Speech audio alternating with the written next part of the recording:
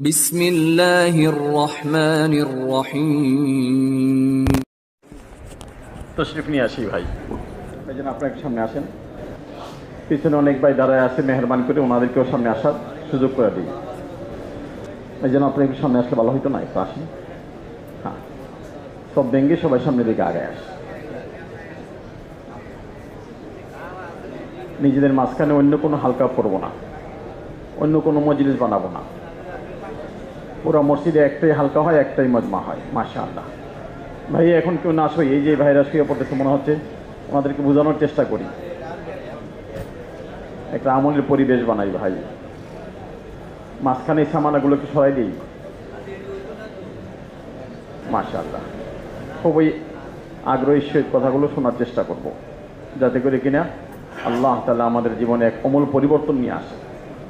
ভাই এই ভাইয়ের একটু সামনে আসলে ভালো হইতো না? পিলারের সামনে যারা আছি, এই পিলারের সামনে যারা আছে একটু সামনের দিকে আগে আসে। নিজের ফায়দাকে সামনে রেখে সবাই সামনের দিকে অগ্রসর হোক। প্রত্যেকে এখানে নিজের ফায়দার জন্য আসছে। মাশাআল্লাহ। সবাই জানি ফজরের পরের সময় বড়ই গুরুত্বপূর্ণ, বড় দামি সময়। এই জন্য সবাই ইহতেমাম করব। শুরু থেকে নিয়ে একদম শেষ পর্যন্ত বসার চেষ্টা করব, কারণ ওই মাস শেষেই ঘোষণা হবে এখান থেকে তোমরা এমত অবস্থায় উঠবো যে তোমাদের গুনাহ খাতাগুলোকে মাফ করে দেওয়া হয়েছে, আর তোমাদের গুনাহের জায়গার মধ্যে আল্লাহ নেকি দ্বারা পরিবর্তন করে দিচ্ছেন। ভাইজান এই সামনের জায়গাটা পুরো করবেন না? আসেন না ভাইয়া। আসসালামু আলাইকুম ওয়া রাহমাতুল্লাহি ওয়া বারাকাতুহু। ভাই যারা দাঁড়ানো আছে তারা মধ্যে সে জায়গা নেই, সামনে ফাঁকে ফাঁকে অনেক জায়গায় খালি আছে, দূরের থেকে মনে হয় যে ভরা। যারা হাঁটা চলা করতেছে তারা বন্ধ করে দেয়। দিনী মজলিস,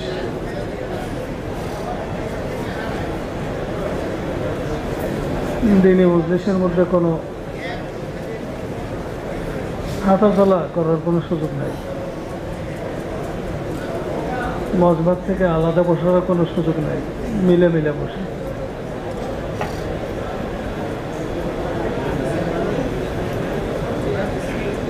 নিজের আখিরাতের কথাকে সামনে রেখে আল্লাহর কাছে দোয়া করতে থাকি যে আল্লাহ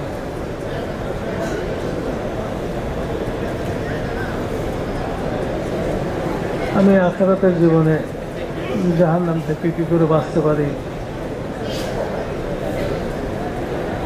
তোমার রহমতের জায়গা জান্নাত, সেখানে কি করে যাইতে পারি,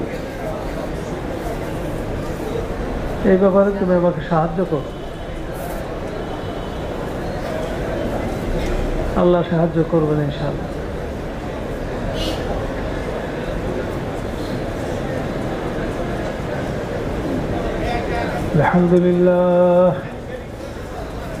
الحمد لله نحمده ونستعينه ونستغفره ونؤمن به ونتوكل عليه ونعوذ بالله من شرور أنفسنا ومن سيئات أعمالنا ونعوذ بالله من شرور أنفسنا ومن سيئات أعمالنا من يهده الله فلا مضل له ومن يضلله فلا هادي له ونشهد أن لا إله إلا الله وحده لا شريك له ونشهد أن سيدنا ومولانا محمدا عبده ورسوله أرسله الله بالحق بشيرا ونذيرا وداعيا إلى الله بإذنه وسراجا منيرا صلى الله تعالى على خير خلقه سيدنا محمد وعلى آله وأصحابه وبارك وسلم تسليما كثيرا. أما بعد، فأعوذ بالله من الشيطان الرجيم. بسم الله الرحمن الرحيم وقال الله تبارك وتعالى ولقد ذرأنا لجهنم كثيرا من الجن والإنس لهم قلوب لا يفقهون بها ولهم أعين لا يبصرون بها ولهم آذان لا يسمعون بها أولئك كالأنعام بل هم أضل أولئك هم الغافلون وقال تعالى إنما المؤمنون إخوة فأصلحوا بين أخويكم واتقوا الله لعلكم ترحمون وقال تعالى يا أيها الذين آمنوا اجتنبوا كثيرا من الظن إن بعد الظن إثم ولا تجسسوا ولا يغتب بعضكم بعضا أيحب أحدكم أن يأكل لحم أخيه ميتا فكرهتموه واتقوا الله إن الله تواب رحيم قابل احترام बुजुर्गों दोस्तों और भाइयों দুনিয়াতে কিছু জিনিস আছে দেখতে তো দেখা যায় আসলে যেরকম দেখা যায় ওই রকম না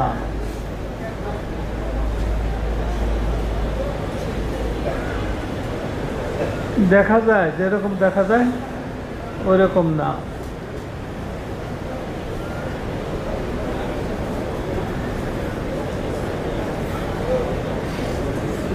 ঝোড় জঙ্গলে বড় বড় গাছের মধ্যে দেখা যায় যে ধুন্দুল ধরে আছে দেখতে ধুন্দুলের মতোই সেটা কিন্তু খাওয়া যায় না তিতে যাকে বন ধুন্দুল বলে মানুষের যেগুলা পাইকে গেলে শুকিয়ে গেলে কাইটা ওই সাবান মাখায় শরীরে ময়লা ওঠে খুব দেখতে ধুন্দুলের মতোই আসল খাওয়ার ধুন্দুল না ওই বন জঙ্গলে এক রকমের জিনিস আছে পটলের মতো দেখা যায় তেলাকুচ বলে আমাদের দেশে এটা আসলে পটল না কিছু মানুষকে দেখতে মানুষের মতো দেখা যায় কিন্তু আল্লাহর কাছে তারা মানুষ না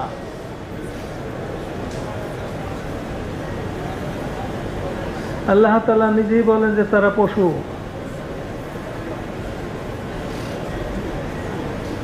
এরপরে বলেন যে পশু না পশু চেয়ে নিকৃষ্ট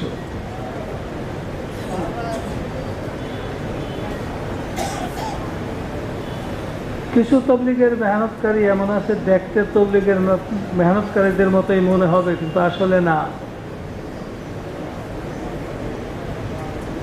বিভিন্ন দুনিয়াবী স্বার্থকে সামনে রেখে তারা তবলিগের কাম করতেছে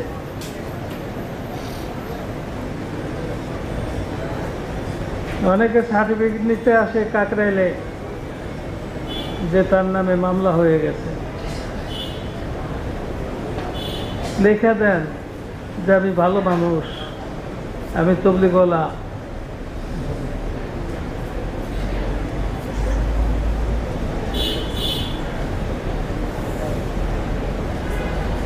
অনেকে আছে অবস্থা বুঝে ব্যবস্থা নেয়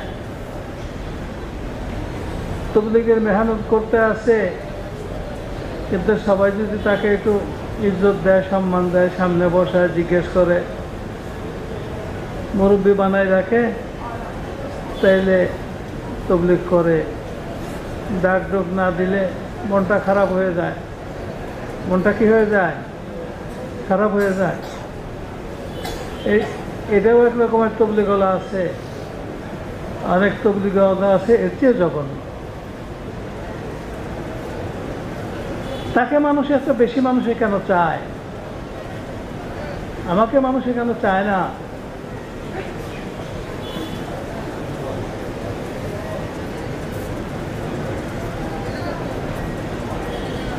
এই হিংসা যার অন্তরের মধ্যে আসে, যার ভিতরে পয়দা হয়, তো মেরে মোহতারাম দোস্ত বুজুর্গ, তার জন্য সমস্ত গুনাহের দরজা খুলে যায়, বরং সমস্ত বড় বড় গুনাহ করতে সে বাধ্য হয়। শুধু দরজা খুলে না, দরজা তো সবার জন্য খোলা।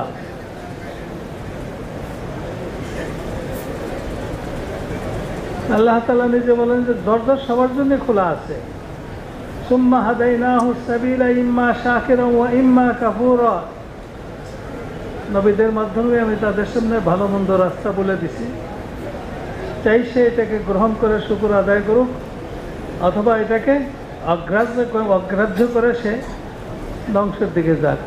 গুনার রাস্তা সবার জন্য খোলা আছে, কিন্তু হিংসা যার ভিতরে আসে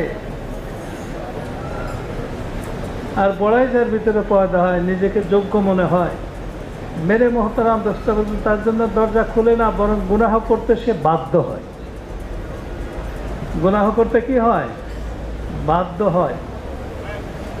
পিপাসা লাগলে যেমন পানি খাইতে বাধ্য হয়, খাবার যদি লাগে আর ক্ষুধা যদি লাগে তো খাবার খেতে যেরকম বাধ্য হয়, অসুস্থ হয়ে গেলে ডাক্তারের কাছে যাইতে যেরকম বাধ্য হয়, মাথার মধ্যে আঘাত লাগলে বলতে যেরকম বাধ্য হয়, অনুরূপভাবে কবিরা গুনাহ করতে এই দুই লোক বাধ্য হয়, যার ভিতর হিংসা আছে, যার ভিতর বড়াই আছে।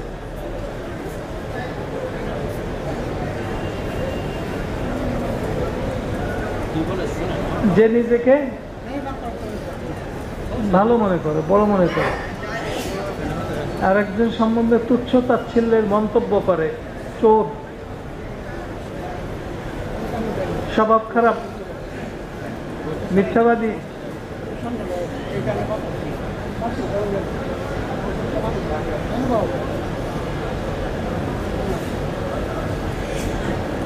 এটা তো এমন জিনিস যেটা সামনেও বলা যাবে না।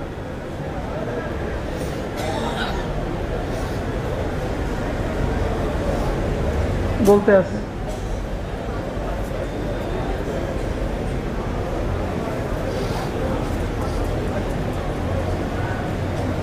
নানান রকমের সত্য মিথ্যে মিলাইয়া অপবাদ,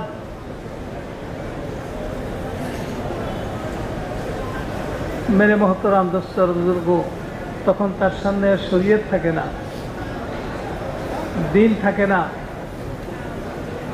যে নিজেকে বড় মনে করছে, নিজেকে বড় হিসাবে প্রতিষ্ঠিত করার জন্য যা কিছু করার দরকার তাই সে করবে, তখন সে শরীয়ত আর তার সামনে থাকবে না, শরীয়তের থেকে সে দূরে সরে যাবে। কারণ দিনটা হলো দুটা জিনিসের সমন্বয়ের নাম। একটা হলো আকীদা, বিশ্বাস, অন্তর সাথে সম্পর্ক, আর একটা হলো আহকামাত, অঙ্গ প্রত্যঙ্গের সাথে সম্পর্ক। এই দুই জিনিসের সমন্বয়ের নাম হলো দিন।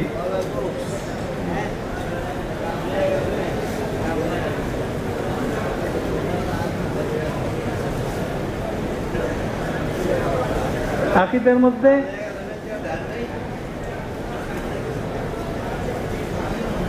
বড় বড় কতগুলো আছে, যেগুলো ইমানে মুফাসসালের মধ্যে আছে। তার মধ্যে একটা হলো যে সমস্ত নবীদের সম্বন্ধে এই বিশ্বাস রাখতে হবে যে ওরা আল্লাহ তাআলার প্রেরিত বান্দা, নবী হিসাবে, রসুল হিসাবে প্রেরিত বান্দা, ওনার নিষ্পাপ মাসুম, ওনাদের জমানাতে যারা ছিলেন তাদের জন্য ফরজ হলো ওনাদের অনুসরণ করা, আর আমাদের জন্য বিশ্বাস হলো তাদেরকে, আমাদের জন্য হুকুম হলো তাদেরকে বিশ্বাস করার তারা সত্যবাদী, মাসুম, বেগুনাহ।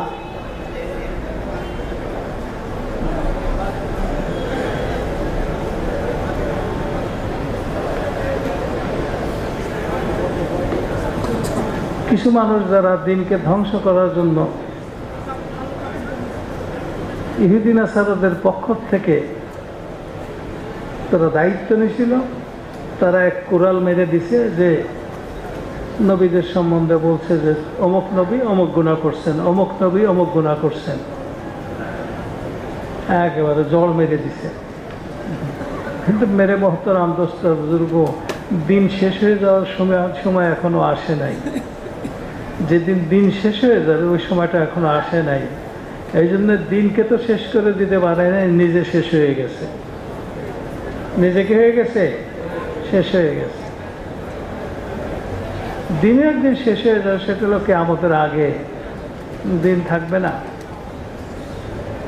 আল্লাহ বলতে বলে একজন মানুষও থাকবে না। আল্লাহ তাআলা হেফাজত করে, কিন্তু এতটুকুন কথা জেনে রাখতে হবে, মনে যখন থাকে, স্মরণে থাকে, দুই জিনিসের সমন্বয়ের নাম হলো দিন। একটা হলো আকায়েদ, কিছু জিনিসকে বিশ্বাস করা, আর একটা হলো আহকামাত, আল্লাহ তাআলা হুকুম সমূহ। এই দুটার সমন্বয়ের নাম হলো দিন। যার ভিতরে হিংসা পয়দা হবে আর যার ভিতরে বড়াই পয়দা হবে, সে দিনের পরোয়া করবে না। সে কি করবে না? দিনের না আকীদার পরোয়া করবে, না আহকামাতের পরোয়া করবে। সে তো আরেকজনকে কী করে জলিল করা যায়, আরেকজনকে কী করে ছোট করা যায়, নিজেরে কী করে প্রতিষ্ঠিত করা যায়, ওইটার ধান্দার মধ্যে সে থাকবে। তখন সে দিনকে নিজের স্বার্থে ব্যবহার করবে। দিনকে কী করবে? নিজের স্বার্থে ব্যবহার করবে।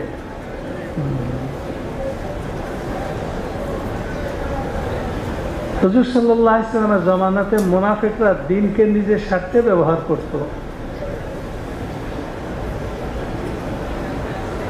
আসল দিনকে তো নিজের স্বার্থে ব্যবহার করার জিনিস না, বরং দিনের অনুযায়ী নিজে ব্যবহার হওয়া উচিত। দিন যা বলছে আমি এটা করব।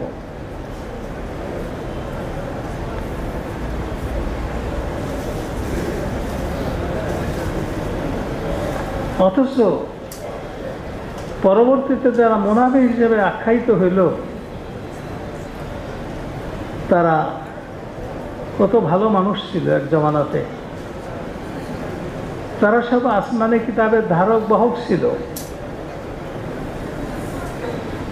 তৌরাত কিতাবের অনুসারী ছিল। সব কিতাবের মধ্যেই পরবর্তী নবীদের, ওই উম্মতের জন্য করণীয় কি তা তো ছিলই, পরবর্তী নবী কিভাবে আসবেন, কখন আসবেন, কোথায় আসবেন, এটার আলোচনা কোথাও সংক্ষিপ্ত, কোথাও বিস্তারিত ছিল। তৌরাত কিতাবের মধ্যে হুজুর সাল্লাল্লাহু আলাইহি সাল্লামের জন্ম, নবুয়ত প্রাপ্তি এবং হিজরত করে কোথায় যাবেন সব কিছু বিস্তারিত লেখা ছিল। ওই তৌরাত কিতাবের অনুসারী যারা, তারাই হলো ইহুদি। আর হুজুর সাল্লাল্লাহু আলাইহি সাল্লামের সমস্ত ফাজাইলও লেখা ছিল। কি ছিল? ফাজাইল লেখা ছিল যে ওই নবীর মর্যাদা কেমন হবে, ওই নবীর উম্মতের মর্যাদা কেমন হবে, এগুলোও লেখা ছিল। তারা শ্রেষ্ঠ উম্মতের মধ্যে নিজেকে অন্তর্ভুক্ত করার জন্য দুনিয়ার বিভিন্ন দেশ থেকে ইয়াসরিব নামক জায়গার যে বিবরণ কিতাবের মধ্যে আছে, ওই বিবরণ অনুযায়ী তালাশ করতে করতে তারা মদিনাতে এসে উপস্থিত হয়। এবং বিশাল এক গোষ্ঠী, একজন দুইজন না, হাজার হাজার, দুইটা গোত্রে তারা পরিচিত হয়। বনু নাজির, বনু কুরাইজা, দুই গোত্রের নামে তারা পরিচিত হয়। তারা অপেক্ষা করতে থাকে যে আখিরি নবী এখানে হিজরত করে আসবেন, আখিরি নবী এখানে হিজরত করে আসবেন, আমরা সর্বপ্রথম ওনার হাতে বায়াত হব, শ্রেষ্ঠ উম্মতের মর্যাদা আমরাই সর্বপ্রথম নেব। এই মানুষগুলাকে ভালো বলবো না খারাপ বলবো? কি বলেন? এই মানুষগুলাকে ভালো বলবো না খারাপ বলবো? ভালো বলতে হবে। দেশ ছাড়ছে, আত্মীয় স্বজন ছাড়ছে, শুধুমাত্র আখিরি নবীর উম্মত হওয়ার জন্য। শ্রেষ্ঠ উম্মতের অন্তর্ভুক্ত হওয়ার জন্য। কিন্তু মেরে মোহতারাম দোস্ত আর বুজুর্গ, যখন হুজুর সাল্লাল্লাহু আলাইহি ওয়াসাল্লামের খবর তারা পাইলেন যে আখেরি নবী রসুল হিসাবে আবির্ভূত হয়েছেন, তখন দেখলো যে ওনার বংশটা হলো ইসহাক আলাইহিস সালামের সন্ততি থেকে ওনার বংশ। আর তারা কি বলল যে আমরা তো ইসমাইল আলাইহিস সালামের সন্ততিদের মধ্যে ওনার জন্ম। আর এছাড়া বনি ইসরাইল নামে যারা হযরত ইয়াকুব আলাইহিস সালামের পরে যত উম্মত দুনিয়াতে আসছে সব হলো ইসহাক আলাইহিস সালামের বংশধর। এইটা ওনাদের কাছে অপছন্দ হইল। এটা কি হইল? ওনাদের কাছে অপছন্দ হইল যে না, আমরা যা আমাদের পূর্বপুরুষ যে সে ছাড়া অন্য কারো ব্যক্তি যার পূর্বপুরুষ অন্যজন তাকে আমরা মানব না। অর্থাৎ নিজেদের বংশকে শ্রেষ্ঠ মনে করে তারা আস্তে আস্তে পিছপা হতে লাগলো। কিন্তু সমস্যায় পড়ে গেল মদিনার অন্যান্য মানুষ যারা ছিল, আওস আর খাজরাজ, মদিনার আদিবাসী,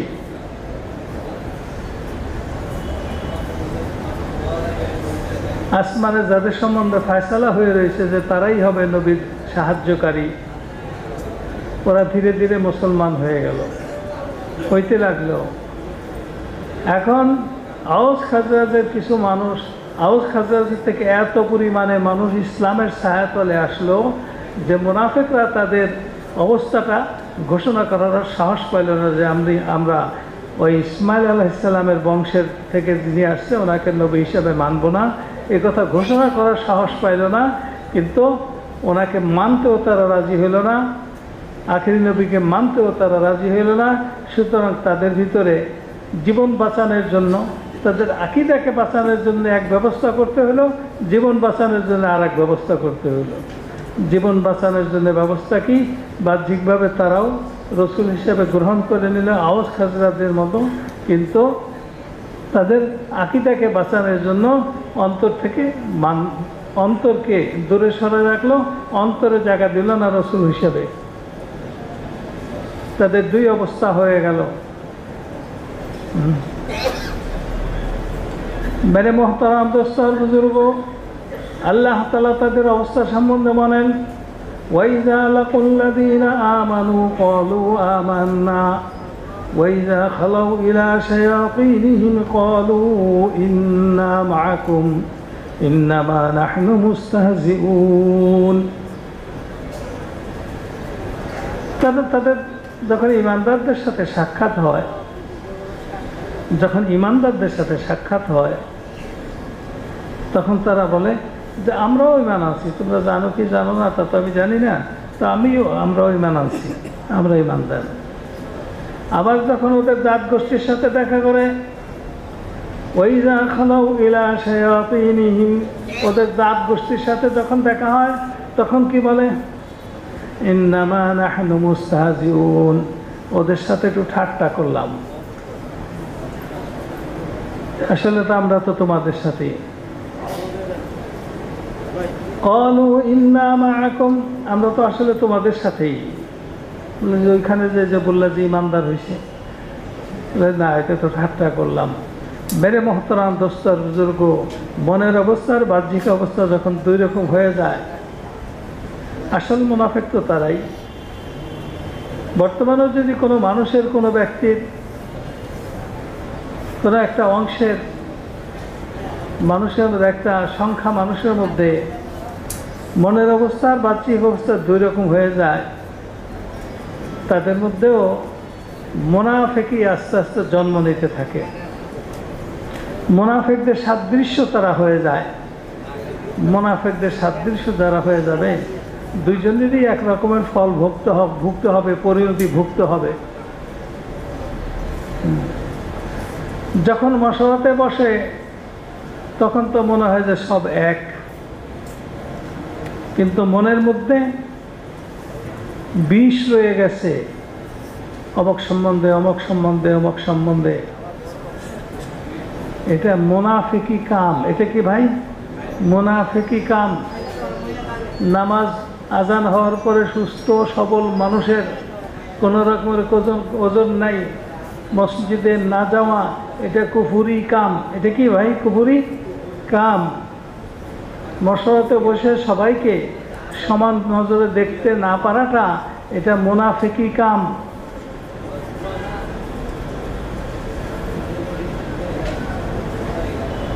এরকম মখলুক মাজমা যদি হয় তো আস্তে আস্তে আল্লাহ তাআলা ওদেরকে এই দিন থেকে, এই কাম থেকে বঞ্চিত করে দিবেন।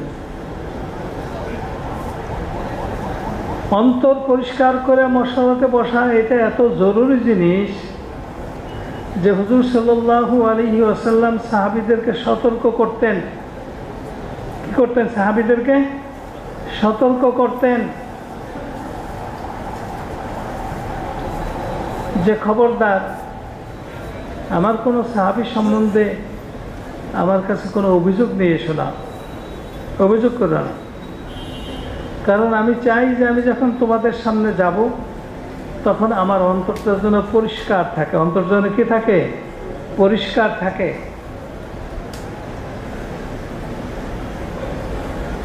কখনো কখনো হুজুর সাল্লাল্লাহু আলাইহি ওয়াসাল্লাম হযরত আবু বকর এবং হযরত ওমর রাদিয়াল্লাহু তাআলা আনহুমাকে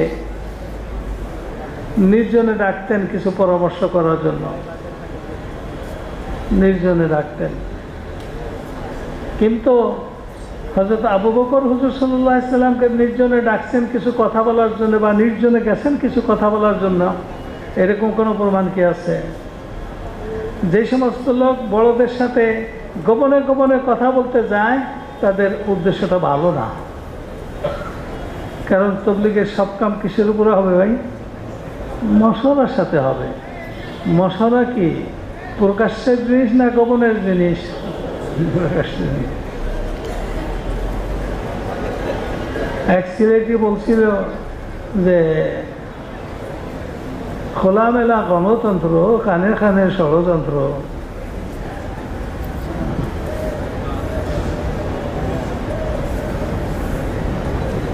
তো মেরে মোহতারাম দোস্ত আর বুজুর্গ, যদি আমরা দাওয়াতের মেহনত করতেছি, আসল দাওয়াতের মেহনতকারী হিসাবে আল্লাহর সামনে হাজির হইতে চাই বা কবরে যাইতে চাই, তাইলে আমাকে ওই সমস্ত গুনাহ থেকে, অপরাধ থেকে, অপকর্ম থেকে বিরত রাখতে হবে যে অপকর্ম গুনার পরিণতি বা ফল আমাকে এখান থেকে সরাই দেয়। দেখতে দেখা যাবে আসলে না। দেখতে দেখা যাবে কি আসলে না। বহু মানুষ শহীদের মতো দেখা যাবে, কিন্তু কিয়ামতের ময়দানে সে শহীদ হবে না।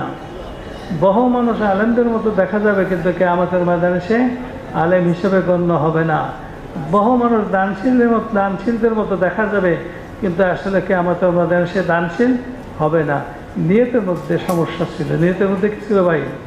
সমস্যা ছিল।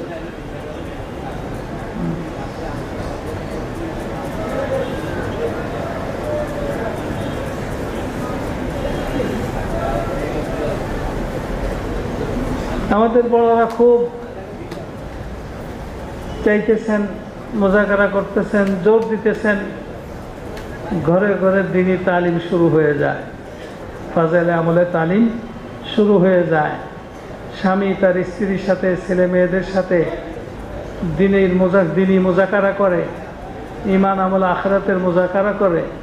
এটা যদি না হয় তাইলে তবলিগ করে আমি যেতে চাইতেছি, আমার ঘরে তার ফল ফলবে উল্টা।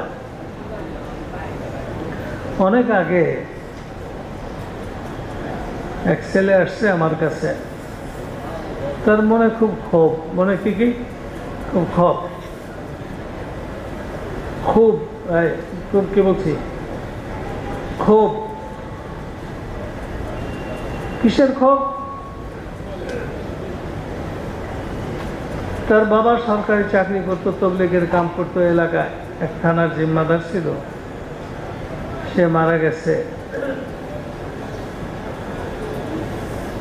একেবারে যে না খাই থাকে তা না, কিন্তু বাজার সহায়তাতে বাপে তো মাসে 30,000 টাকা বেতন পাইতো। সেই হিসেবে সে দৈনিকের বাজার সদাই করতো। এখন তো বেতনটা বন্ধ হয়ে গেছে, পেনশন পাবে সেটা পরে। আমাদের সাথীরা তারা তো আগের মতোই বাজার সদাই করতেছে, কিন্তু আমাদের কোনো খবর নেয় না, আমাদের কোনো খবর নেয় না। মেরে মোহতারাম দোস্তর বুজুর্গ, ঘরকে ভুলে থেকে তবলিগ করার ফলাফল ওইটাই। আমি তবলিগ করলাম আল্লাহর কাছ থেকে নেওয়ার জন্য, আল্লাহর কাছ থেকে পাওয়ার জন্য।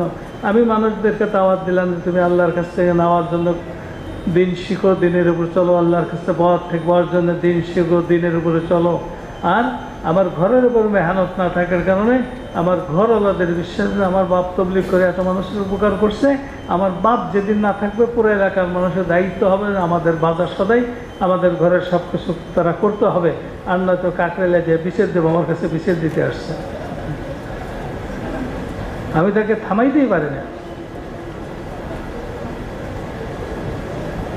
খাওয়ার সময় হলে আমার সাথে তাকে খাইতে বললাম, বলে যে আমি খাবো না, আপনাদের খাইতে আসি নাই, আমি যেটা বললাম এটা কি করবেন তাই বলেন। মেরে মোহতারাম দোস্তর বুজুর্গ, ঘরের উপরে যদি মেহনত না থাকে, যেখানে আমার মেহনত হয়েছে আল্লাহর সাথে বান্দাকে জুড়ে দেওয়ার জন্য, আর আমার ঘরের মধ্যে ঢুকবে যে বান্দার সাথে বান্দাকে জুড়ে দেওয়ার জন্য। আমার ঘরওয়ালাদেরকে আমি আমার এলাকার সাথীদের সাথে জুড়ে দিয়ে দেব, তারা আমাদের সমস্ত রকমের ব্যবস্থা, আমার অবর্তমানে সব রকমের ব্যবস্থা করবে।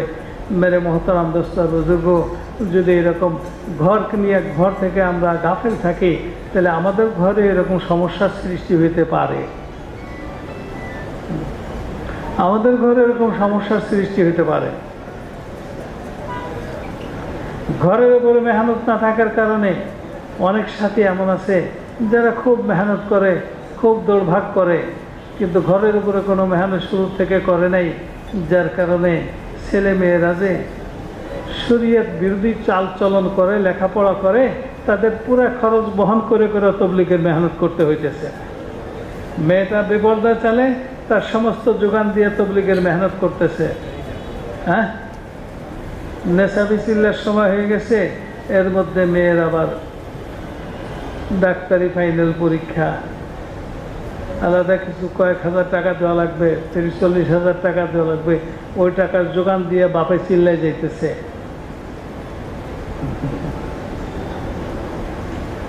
বাপ তো কোরআন বিরোধী, কোরআনের হুকুমকে অমান্য করে চিল্লাই যাইতেছে। কোরআনের হুকুমকে অমান্য যে করবে তার ঈমান থাকবে কি থাকবে না নিজে তালাশ করে নিয়ে। কোরআনের মধ্যে হুকুম হলো তাআওয়ানু আলাল বিররি ওয়াত তাকওয়া, তোমার জানমাল দিয়ে তুমি সাহায্য করো নেক কাম এবং খোটা বিরু কামের। ওয়ালা তাআওয়ানু আলাল ইসমি ওয়াল উদওয়ান, তোমার জানমাল দিয়ে গুনাহ এবং খোদাদ্রোহিতার সহযোগিতা করো না। এই যে আপনার ছেলেটা ইউনিভার্সিটিতে পড়ে আর দৈনিক দাড়ি কামাইতেছে, তার তো কোনো আয় নাই, ওই রেজল্টটা সে কোথা থেকে কোন পয়সা দিয়ে কিনতেছে? এই যে আপনার ছেলেটা ইউনিভার্সিটি পড়ে, সে যে প্যান্ট পরছে ওই টাকনোর নিচ পর্যন্ত কবিরা গুনাহ, এই প্যান্টটা বানাই দিছে কে? কার পয়সা দিয়ে? তার তো কোনো আয় নাই।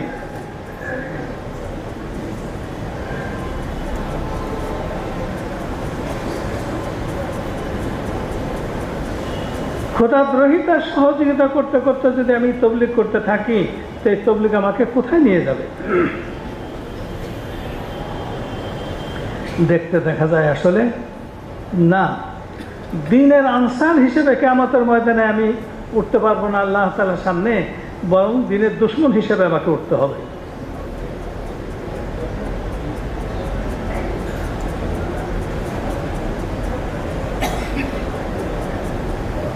এই জন্যই আল্লাহ তাআলা কোরআনের মধ্যে বলছেন, ইয়া আইয়ুহাল্লাযীনা আমানু উদখুলু ফিস-সিলমি কাফা, হে ঈমানদারেরা পরিপূর্ণভাবে ইসলামের মধ্যে প্রবেশ করো।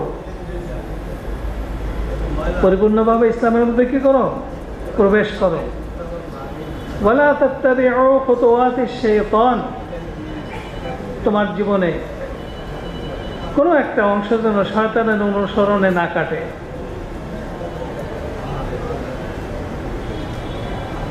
যেখানে শরীয়তে নিষেধ করছে ওই নিষিদ্ধ কামটা যদি আমি করতে থাকি, তো মেরে মোহতারাম দোস্ত বুজুর্গ, তা আমার এই কামটা কি হবে? নবীর অনুসরণে হবে না শয়তানের অনুসরণে হবে?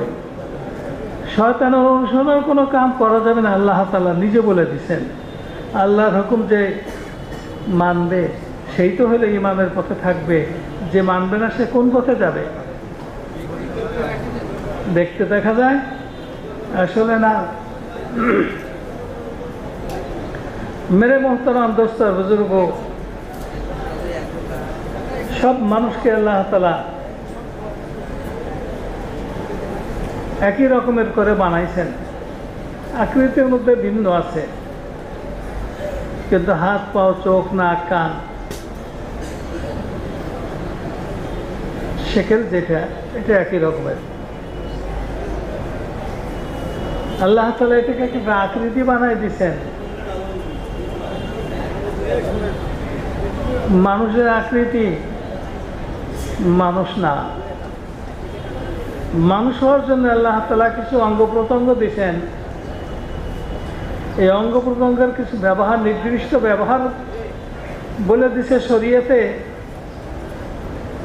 ওই নির্দিষ্ট ব্যবহার শরীয়তের পক্ষ থেকে নির্দিষ্ট অঙ্গ প্রত্যঙ্গের ব্যবহার যেটা আছে, এটা যদি মানুষে ঠিক করে তাহলে এই আকৃতিটার মধ্যে মনুষ্যত্ব পয়দা হবে। আর এটা যদি ঠিক না করে, আকৃতি এইটাই থাকবে কিন্তু ভিতরে পশুত্ব পয়দা হবে। ভিতরে কি পয়দা হবে? পশুত্ব পয়দা হয়ে যাবে, পশু হয়ে যাবে। আল্লাহ বলেন যে পশু সে নিকৃষ্ট হবে। কারণ পশুর পরিণতি না চাইতেই যেটা হবে, এই লোকগুলার পরিণতি চাওয়ার পরেও তা হবে না। ওয়াকুলুল কাফিরু ইয়া লাইতানি কুনতু তুরাবা, কাফের মুশরিকরা যারা তাদের অঙ্গ প্রত্যঙ্গ এবং অন্তরের ব্যবহারের মধ্যে পরিবর্তন আনে নাই, অঙ্গ প্রত্যঙ্গকে আজাদ মুক্ত করে রাখছে, অন্তরকে আজাদ করে রাখছে,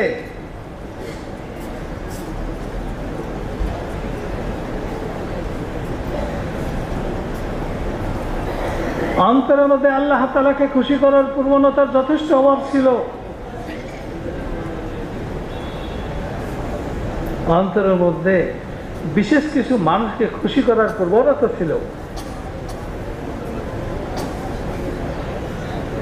অন্তরে তাদের জন্য সময় ছিল, তারা যে কোনো সময় কোনো ডাক দিলে তাদের পিছনে ছুটে যেতাম।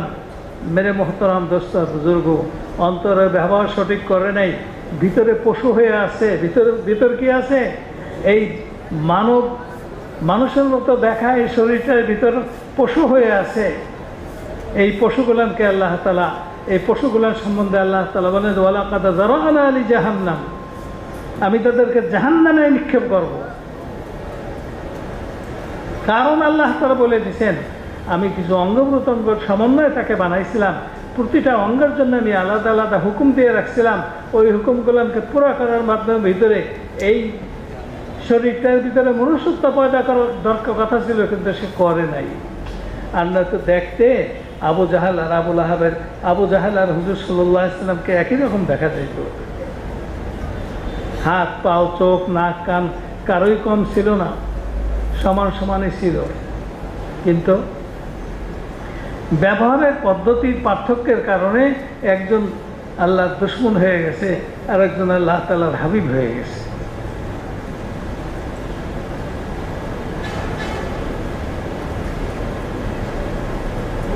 হ্যাঁ, মেরে মোহতারাম দোস্ত বুজুর্গ, দেখতে দেখা যায় আসলে না।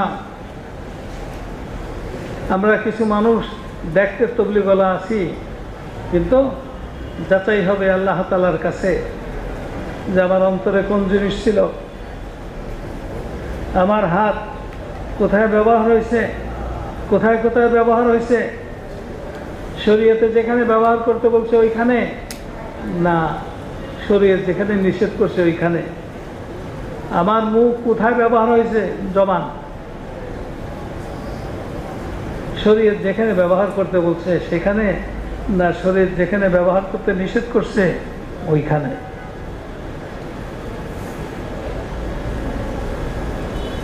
অথচ শরীয়তের ফয়সালা কত স্পষ্ট ছিল।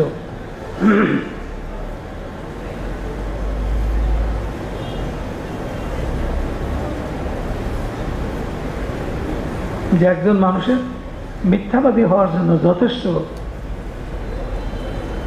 যা শুনলো তাই বলা শুরু করলো, যা শুনলো তাই বলা শুরু করলো।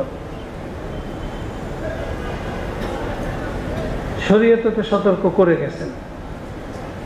হযরত ইলিয়াস রহমতুল্লাহ আলাইহি আমল করার জন্য বাধ্য করে গেছেন। কথাবার্তা বলতেন, মানুষ সামনে থাকতো। শেষের দিকে বলতেন যে দেখো, আমার কাছে শুনলাম, এটা শুনে আরেকজনের কাছে বলা শুরু করো না। এটা নিয়ে যে সমস্ত আলেমদের উপরে তোমাদের আস্থা আছে, অধিকাংশ মানুষের ঐক্যমত যে উনি একজন ভালো আলেম, তার কাছে যাবা, যে আমার নাম বলবা না, বলবা যে একজনে এই কথাগুলো বলছিল, উনি কি ঠিক বলছেন, এটাকে আমি এটুকু আমল করতে পারবো, এটাকে আরেকজনকে বলতে পারবো। ওই আলেম যদি বলেন, মশহুর আলেম যদি বলেন যে হ্যাঁ কথাগুলো ঠিক আছে, তুমি আমল করতে পারো, আরেকজনকে বলতে পারো, তখন এগুলা বলবা, তখন এগুলা বলবা আরেকজনের কাছে, বা আমল শুরু করবা। মেরে মোহতারাম দোস্তার বুজুর্গ, যাতে করে শোনা কথা এই তবলিগের সাথে সম্পৃক্ত যারা, তারা যে কথা শুনে সেই কথা বলা শুরু না করে। উনি একেবারে ওই রকম আলেম ছিলেন না যে উনি যা বলবেন তা মানা যাবে না, শোনা যাবে না। উনি তো আলেমদের মধ্যে শিরোমণি ছিলেন। বড় বড় ওলামারা কোথাও একত্রিত হইলে নামাজের ইমামতের জন্য ওনাকে ধাক্কায় দিতেন যে আপনি নামাজটা পড়ান।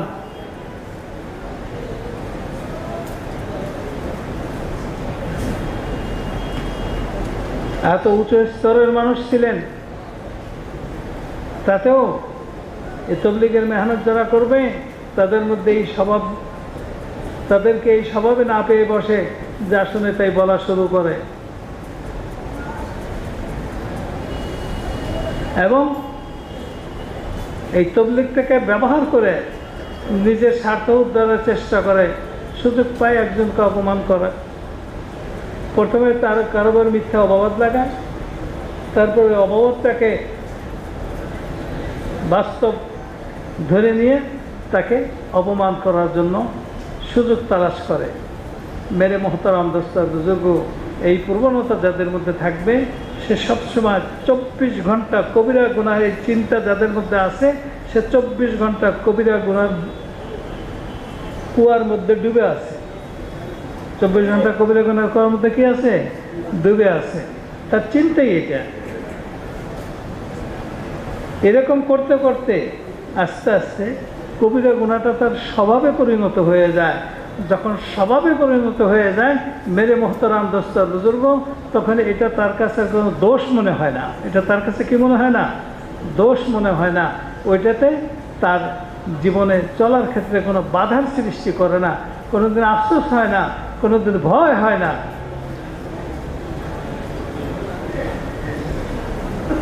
ভিতর যখন খারাপ হয়ে যায় তখন ভয় হয় না, আফসোস হয় না।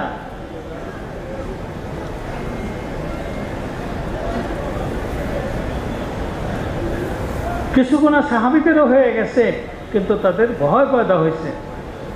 হযরত মায়েজে আসলামী রাদিয়াল্লাহু তাআলা আনহু একটা কবিরা গুনাহ করে ফেললেন, এমন অস্থির হইল, সরাসরি হুজুর সাল্লাল্লাহু আলাইহি ওয়াসাল্লামের সামনে দৌড়ে আসলেন।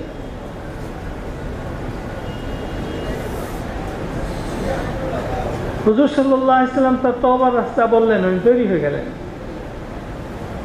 যাও মায়েজকে নিয়ে যাও, খোলা মাঠে নিয়ে যাও, চতুর্দিকে দাঁড়িয়ে পাথর নিয়ে দাঁড়াও, তার উপরে পাথর নিক্ষেপ করো, এইভাবে তাকে শেষ করে দাও।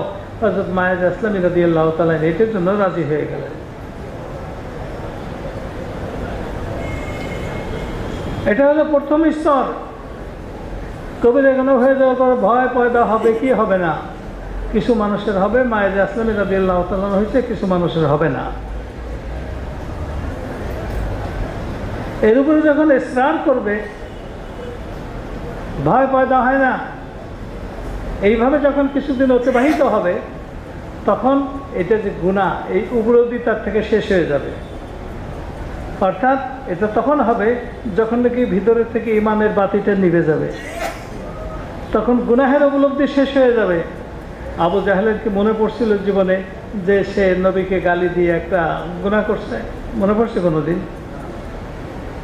নবীর গায়ে আঘাত করে সে অন্যায় করছে, এটা মনে পড়ছে কোনোদিন?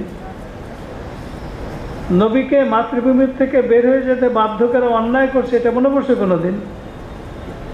ফিরআউনের কি মনে পড়ছিল যে মুসা আলাইহিস সালামের সাথে দুর্ব্যবহার করে সে অপরাধ করছে? এটা কোনোদিন মনে পড়ছে? পড়েনি। মেরে মোহতারাম দোস্ত আর বুজুর্গ,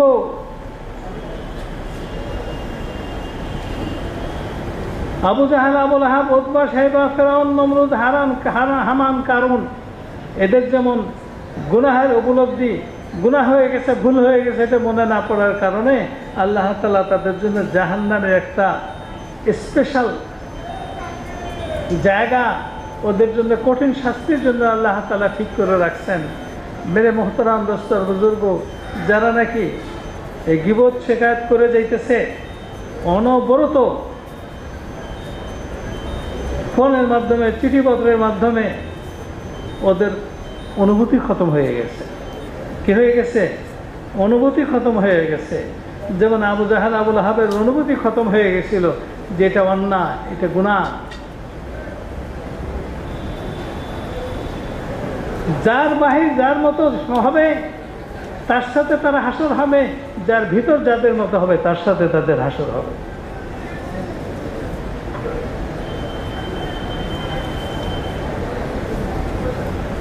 মান তাশাব্বাহা বিকওমিন হুশিরা মাআহুম।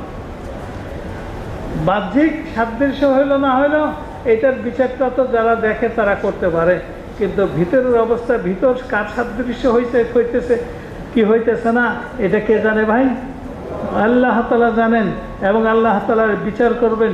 কিয়ামতের মাঠ কিয়ামতের দিন শুরু হওয়ার সাথে সাথে এর বিচারের একটা অংশ শুরু হয়ে যাবে। সেটা হলো এই সমস্ত মানুষেরা মুসলমানদের সীমানার মধ্যে যেতে পারবে না, অমুসলমানদের সীমানার মধ্যে তারা যাবে। হাদিসের মধ্যে আছে বহু মানুষ কিয়ামতের ময়দানে মুসলমানদের সীমানার মধ্যে যেতে পারবে না। যে মুসলমানদের সীমানার মধ্যে যেতে পারবে না, তার নিজের আমল দিয়ে জান্নাতে যাওয়া তো দূরের কথা, তার ব্যাপারে কোনো সুপারিশও কবুল হবে না। সুপারিশ কবুল হওয়ার জন্য মুসলমানদের সীমানার মধ্যে জায়গা পাওয়া শর্ত। হুজুর সাল্লাল্লাহু আলাইহি ওয়াসাল্লাম গুনাহগারদের জন্য সুপারিশ করবেন, তাই বলে কি ওই যে আবু জাহেল, আবু লাহাব যে চাচা ছিল তাদের জন্য কি সুপারিশ করবেন? না, করবেন না। কারণ সুপারিশ পাওয়ার জন্য শর্ত হলো ঈমান। যারা মুসলমানদের সীমানার মধ্যে জায়গা পায় নাই তাদের ঈমানের তো প্রশ্নই ওঠে না। কারণ এটা ভিতর থেকে আল্লাহ তাআলা ভিতরে দেখতেছেন যে ওর ঈমানের ভিতরটার সাদৃশ্যতা, অন্তরের সাদৃশ্যতা কাদের সাথে? ইসলামের দুশমনদের সাথে না ইসলামের দোস্তদের সাথে? মেরে মোহতারাম দোস্ত বুজুর্গ, এই সমস্ত রোগগুলোর থেকেও আমাদেরকে বের হইতে হবে যদি আল্লাহর কাছে তবলিগওয়ালা হিসেবে পরিচিতি পাইতে চাই। হ্যাঁ, এই রোগগুলোর থেকে বের হওয়ার জন্য এক নম্বরের কাম হলো নেক আমলের পরিমাণকে বাড়াইতে হবে। নেক আমলের পরিমাণ যত বাড়বে ভিতরের সুস্থতা তত ফিরে পাবে মানুষে, যদি আল্লাহর কাছে কবুল হয়। আর একটা হলো ইস্তেগফারের পরিমাণকে বাড়াইতে হবে। ইস্তেগফার করতে করতে যেই দিন আমার অতীতের সব দোষ ভুল ত্রুটি মনে পড়া শুরু হবে, এই দিন বুঝতে হবে যে ইস্তেগফার যে আল্লাহ তাআলার দরবারে গেছে এবং সে আল্লাহর রহমতের দরজাকে খুলতে পারছে। আর যদি মুখে মুখে ইস্তেগফার করতেছে, না কোনো গুনাহ চিন্তা আছে, গুনাহ তালাশ করার কোনো চিন্তা আছে, না কোনো গুনাহ মনে পড়তেছে, মনে করে নেবেন যে এটা একটা শব্দের নেকি আপনি পাবেন। কিসের নেকি পাবেন? শব্দের নেকি পাবেন, কিন্তু ফল হবে না। শব্দের নেকি আপনি পাবেন, কিন্তু ফল হবে না।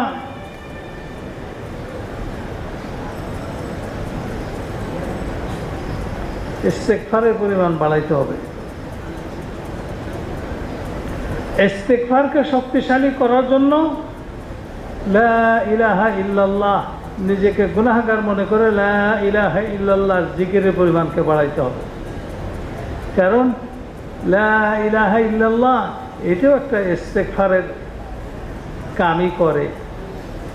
ইস্তেগফারের দ্বারা তো কুফরি গুনাহ মাফ হয়ে যায়, কিন্তু শিরিক মাফ হয় না। লা ইলাহা ইল্লাল্লাহর দ্বারা শিরিকের গুনাহ মাফ হয়ে যায়। যেদিন আমার আমার ভিতরে এমন ভয় পয়দা করবে যে গাছের পরে আমাকে দোয়া করতে বাধ্য করে, মনে চাইবে যে আল্লাহর কাছে একটু চাই, মনে চাইবে যে আল্লাহর কাছে একটু মাপ চাই, ওই দিন বুঝতে হবে যে আজকের গাছটা অন্যান্য দিনের গাছের মতো না। আজকের গাছটা একটা ফলপ্রসূ গাছ হয়েছে, আল্লাহ তাআলার কাছে নিশ্চয়ই পছন্দ হয়েছে। এই যদি আবার অন্তরকে আল্লাহ তাআলা আমলের দিকে মাইল করে দিচ্ছেন। যতক্ষণ পর্যন্ত অন্তর আমলের দিকে মাইল না হয়, এতক্ষণ পর্যন্ত দুনিয়ার থেকে সম্পর্ক ছিন্ন হয় না। দুনিয়ার থেকে সম্পর্ক ছিন্ন যতক্ষণ পর্যন্ত না হয়, এতক্ষণ পর্যন্ত আমল হয় না। একজন নামাজে দাঁড়ায় যদি খালি বাড়ি ঘর, ছেলে মেয়ে, বউ বাচ্চা, অসুস্থ দাদি, অসুস্থ নানি, অসুস্থ অমুক, এগুলো চিন্তা করতে করতে নামাজ শেষ, দোকানে চিন্তা করতে করতে নামাজ শেষ করে, তার নামাজের দ্বারা কি আল্লাহ খুশি হন না নারাজ হন? নারাজ হন। অর্থাৎ অন্তরকে দুনিয়ার প্রভাব থেকে মুক্ত করা ছাড়া যদি ইবাদত করে, তো ইবাদতের দ্বারা আল্লাহ তাআলা সন্তুষ্টি অর্জন হয় না। দুনিয়ার প্রভাব থেকে মুক্ত থেকে যদি ইবাদতের মধ্যে লাগা যায়, তাইলে হয় ওই ইবাদতের দ্বারা বান্দা উপকৃত হয়। যেদিন মনের থেকে চাইতেছে আল্লাহ তাআলার কাছে একটু কাঁদতে, মনের থেকে চাইতেছে আল্লাহর কাছে একটু মাপ চাইতে, মনের থেকে চাইতেছে আল্লাহ তাআলার থেকে নেওয়ার জন্য একটু চেষ্টা করতে, ওই দিন বুঝতে হবে যে আমলটা কবুল হয়েছে। এই কবুল আমল আমাকে সামনে বাড়াই দিছে। মেরে মোহতারাম দোস্ত বুজুর্গ, বান্দাকে কেউ আগে বাড়ায় না, বান্দাকে কেউ পিছিয়ে হটায় না। যার যার আমলই তাকে আগে বাড়াই দেয়, যার যার আমল তাকে কি বাড়াই দেয়? আগে বাড়াই দেয়। যার যার আমল তাকে পিছনে সরাই দেয়। আবু সুফিয়ান রাদিয়াল্লাহু তাআলা আনহু মুসলমান হয়েছেন, কুরাইশদের মধ্যে শ্রেষ্ঠতম ব্যক্তিত্ব, কিন্তু হযরত বেলাল পর্যন্ত কোনোদিনও পৌঁছতে পারবে না। পারবে? হযরত বেলালের মর্যাদা পর্যন্ত পৌঁছতে পারবে না। কারণ হযরত বেলাল তো হুজুর সাল্লাল্লাহু আলাইহি ওয়াসাল্লামের সাথেই জান্নাতে চলে যাবে। এই পর্যন্ত কিসে নিছে? হযরত বেলাল রাদিয়াল্লাহু তাআলা আমলে তাকে ওই পর্যন্ত নিয়ে গেছে। আবু সুফিয়ানকে পিছনে কে ফেলাইছে? তার আমলে তাকে পিছনে ফেলাই দিছে।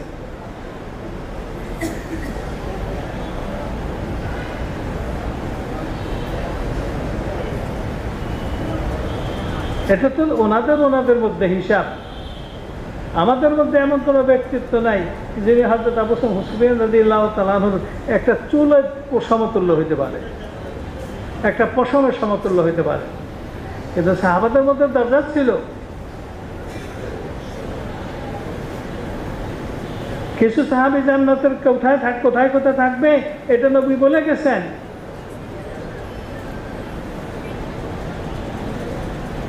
পাহারাদারকে হবে বলে গেছেন। নবীর জান্নাতের দুই পাশের দুই বাড়ি কার কার হবে বলে গেছেন।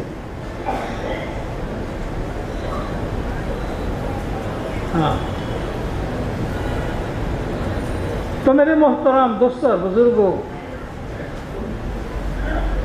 আমাদের ভালো মন্দ সবকিছু নির্ভর করতেছে আমাদের অঙ্গ প্রত্যঙ্গের ব্যবহার, যেগুলো নাকি আহকামাত বলে,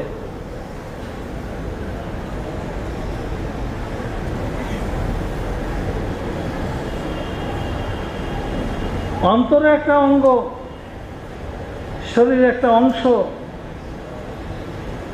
এটার জন্য কিছু কাম আছে।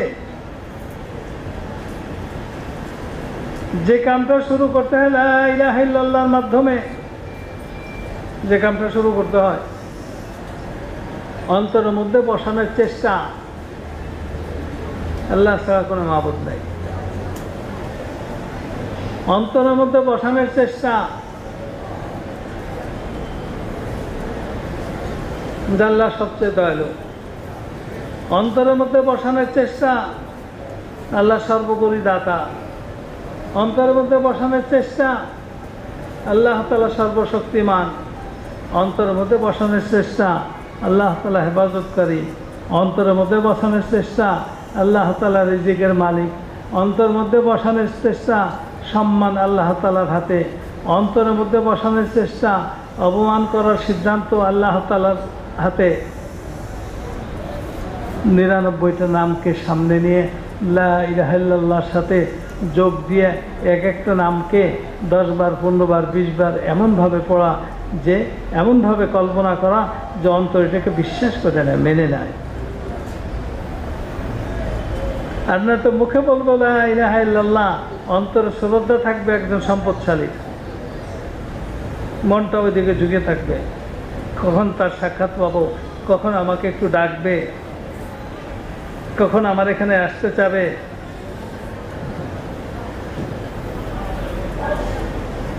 মানুষে বুঝতে পারবে না, কারণ আমার পরনের কাপড় চোপড়, দাড়ি টুপি সব কিছু দেখা মানুষ আমাকে পরহেজগারি মনে করবে, মানুষে বুঝতে পারবে না।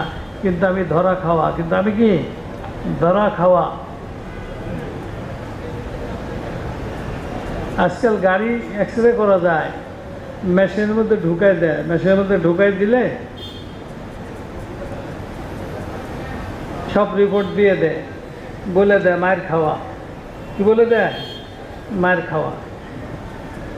অ্যাক্সিডেন্ট করছিল একটা, বাহ্যিকভাবে দেখা যায় না, কিন্তু ওর প্রভাব ভিতরে রয়ে গেছে, ইঞ্জিনের ভিতরে রয়ে গেছে। মায়ের খাওয়া।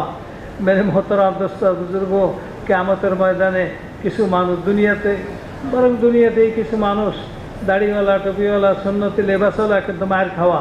কিন্তু কি মায়ের খাওয়া। অন্তরে আল্লাহর প্রতি টান অতখানিক নাই যতখানি মানুষের প্রতি টান আছে, আল্লাহর প্রতি আস্থা অতখানিক নাই যতখানি আস্থা মানুষের উপরে আছে। মেরে মোহতারাম দোস্ত বুজুর্গ, কোনো সমস্যা যদি পড়ে থাকি তো এটা সারা দেশের মানুষকে আমার পক্ষে নিরাপত্তা থাকার তো কোনো দরকার নাই। আমি আল্লাহর কাছে 2 রাকাত নামাজ পড়ে বলি, যদি দোয়া করতে মনে চায় ধৈর্য হারাই যেয়ে থাকি তো কমপক্ষে বলি যে আল্লাহ হককে তুমি গালেব করে দাও, বাতিলকে মগলুব করে দাও। এই দোয়া করার সাহস নাই, কারণ নিজের ভিতরেই বাতিল। একটা মানুষ দিয়ে, মানুষের চাপ দিয়ে আমার স্বার্থকে আদায় করতে চাইতেছি, এই দোয়া করার সাহস নাই। এক জামাত গেছে বা এক মসজিদে, ওই মসজিদ থেকে বাজার খুব কাছে, ওই মহল্লার মানুষ বড় ছোট সব রকমের মানুষ ওই ব্যবসায়ী করে, কেউ ফুটপাতে করে, কেউ মাথা, কেউ টং দোকানে করে, কেউ দোকানে করে, কেউ দোকানের কর্মচারী। অধিকাংশ মানুষই বাজারের সাথে জড়িত, কিন্তু মসজিদটা আবার ওই মহল্লাতে। ওইখানে জামাত গেছে, আরে যাই দেখেছে লোকজন তো সব বাজারে, তো তারা 2টা করে জামাত পাঠাইয়া বাজারে মেহনত করায়। বিকালে তো আসবে, আসবে না, যাতে করে তখন এই মসজিদে একটু সময় দেয়। এক জামাত গেছে এরকম গাছতে, খুশুসি গাছতে যাওয়ার পরে এর দোকানদারটার বেটিক করো, অন্যান্য দোকানদার তো হা না কিছু কইছে, এবারে মানে হা না কয় না, কিছু বুঝেই না, বুঝতেই চায় না।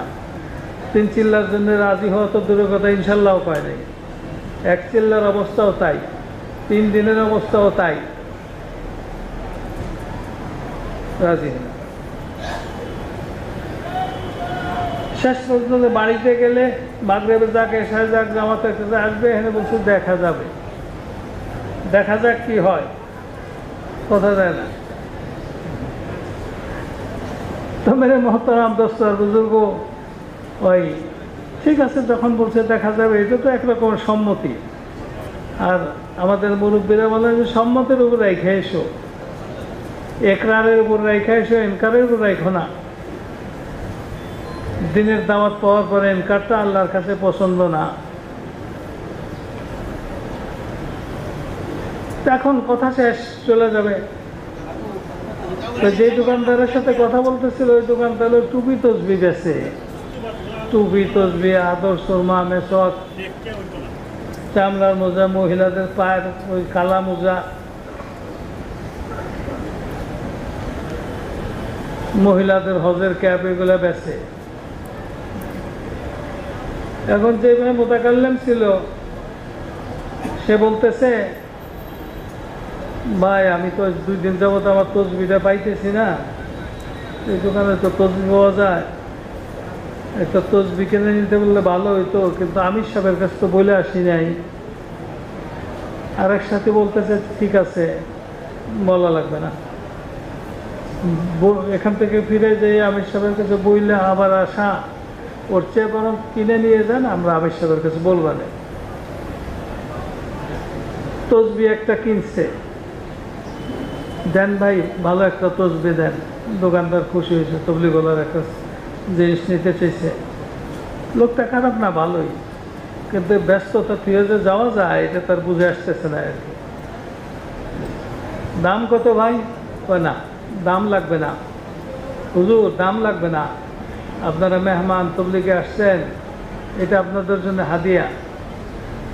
এই বেটা আবার একটু শক্ত, বেটা কয় যে না, আমি কিনতে চাইছি, যদি দাম নেন তাহলে নেব, আর না নেন তাহলে আর এক দোকান থেকে কিনবো।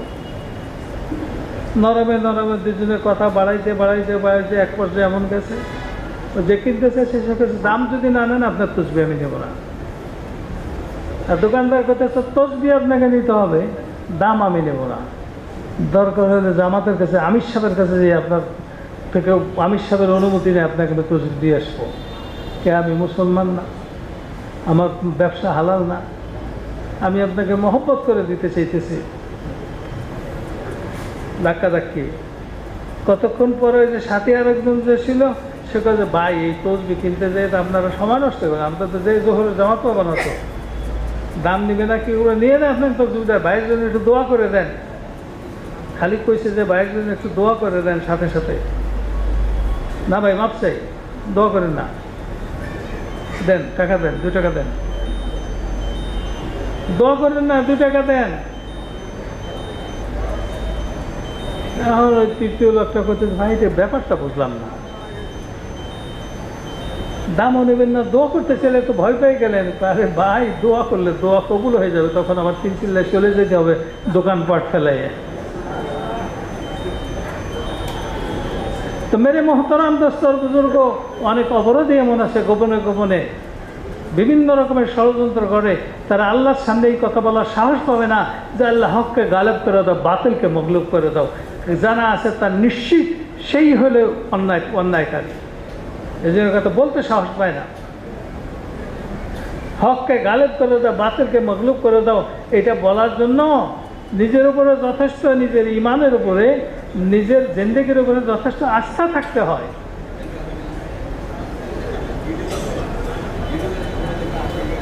এই জন্য মেরে মহতরাম দোস্ত বুজুর্গ, তবলিগের যতগুলো কাম আছে না, তবলিগের কাম খুব বেশি না, মাত্র 9টা কাম। কয়টা কাম? 9টা কাম। সারা বছর অধিকাংশ সময় হলো 5টা কাম, আর অল্প কিছু সময় হলো 4টে কাম। যখন আপনি সফরে বের হবেন 3 দিন থেকে 1 বছর, যতদিন সময়ের জন্য যদি বের হন, আপনাকে 3-4টে কাম করতে হবে। রোজানা 4 ঘন্টা কাজ, 4 ঘন্টা তালিম, 4 ঘন্টা নামাজ, 4 ঘন্টা জিকির তেলাওয়াত তাসবিহ দোয়া, 4 কাম। বছরের অধিকাংশ সময় মানুষ বাড়িতে থাকে, তখন হলো 5টা কাম। এই 4 কাম বলেন আর 5 কাম বলেন, সব কিছুকে করতে হবে নিজের জন্য। কিসের জন্য করতে হবে? নিজের জন্য করতে হবে। এলাকায় থাকতে 5টা কাম, রোজানা তালিম। খালি মসজিদে তালিম হয়, ঘরের তালিম হয় না, সে আধা তালিম করে। সে কি করে ভাই? আধা তালিম করে, সে সফরের হালাতে আছে। সফরে থাকলে যেমন 4 রাকাত ওয়ালা নামাজ 2 রাকাত পড়তে হয়, ও সফরের হালাতে আছে, ও আধা তালিম করে। তালিম পুরো হয়, মসজিদের তালিম আর ঘরের তালিম মিলে কি হয়, তালিম পুরো হয়।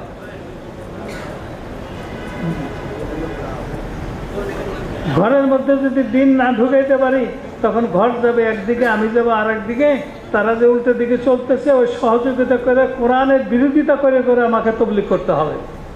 যে কোরআনের বিরোধিতা করে তার তবলিগের কোনো দাম আছে? মেয়েটা ইউনিভার্সিটিতে পড়ে, তার সমস্ত ক্ষয় খরচা বাপে দিতেছে, আর বাপ আল্লাহ রাস্তায় পড়ে রয়েছে। মেরে মোহতরাম দোস্তর বুজুর্গ, একসময় আল্লাহ তাআলা সিল মেরে দিবেন, আর ইউটার্নের সুযোগ যেটা বন্ধ করে দিবেন। মাঝে মাঝে ইউটার্ন বন্ধ করে দেয় না, সোজা চলে যাও, ঘুরতে পারবো না। ইউটার্নের সুযোগ আল্লাহ তাআলা বন্ধ করে দিবেন। একজন অ্যাডিশনাল সেক্রেটারি ছিল, খুব তবলিগ করতো, আমরাও দেখছি। কাকরালে খুব আসা যাওয়া করতো, একেবারে সব টাকা যা পুরো করতো। কিন্তু ছেলে মেয়ে দুজনেরই লেবাস পোশাক, চলাফেরা, পড়াশোনা সব ইহুদি নাসারার পদ্ধতিতে। পরে রিটায়ারমেন্টে চলে গেছে। একদিন তাকে আমি জিজ্ঞেস করলাম যে কিভাবে সংসার চলে। খুঁজে এমনি তো আমার কোনো সম্পদ নাই, একটা ফ্ল্যাটই আমার আছে, যে ফ্ল্যাটটা আমি করছি চাকরি জীবনে। রিটায়ারমেন্টে যাওয়ার পরে এককালীন কিছু টাকা পাইছিলাম, আগে অল্প অল্প করে দিয়েছিলাম, ওখান থেকে টাকা দিয়ে একটা ফ্ল্যাট পাইছি, ওটাতে আমি থাকি। আর পেনশন যা পান তাতে কি মাস চলে যায়, না হচ্ছে তা তো চলে না, একটা গাড়িও আছে, ড্রাইভারও আছে। ওই যে পেনশনের টাকা যা পাইছিলাম তা কিছু ব্যাংকে রাখছি, ওখান থেকে মাসে মাসে কিছু আসে, আর এই পেনশনটা দুইটা মিলে আমি চলতে পারি। মেরে মোহতরাম দোস্তর বুজুর্গ, ব্যাংকের সুদ খাইতেছে, তাতেও তার উপলব্ধি নাই যে এটা জিজ্ঞেস করার প্রয়োজন মনে করে না যে এটা আমার জন্য হালাল না হারাম। গুনাহ করতে করতে যখন তবলিগ করবে এবং গুনাহ থেকে ফেরার চেষ্টাও করবে না, ফিরবেও না, একসময় আল্লাহ তাআলা ইউটার্ন বন্ধ করে দেবেন, ফিরে আসতে পারবে না। আর সোজা চলো, সোজা চলে যাও, ফিরে আসতে পারবে না। আল্লাহকে ভয় করি, বিশেষ করে গোপনে গোপনে গুনাহ যেগুলো আমি করতেছি, আমার ভিতরে বড়াই আর আমার ভিতরে হিংসা।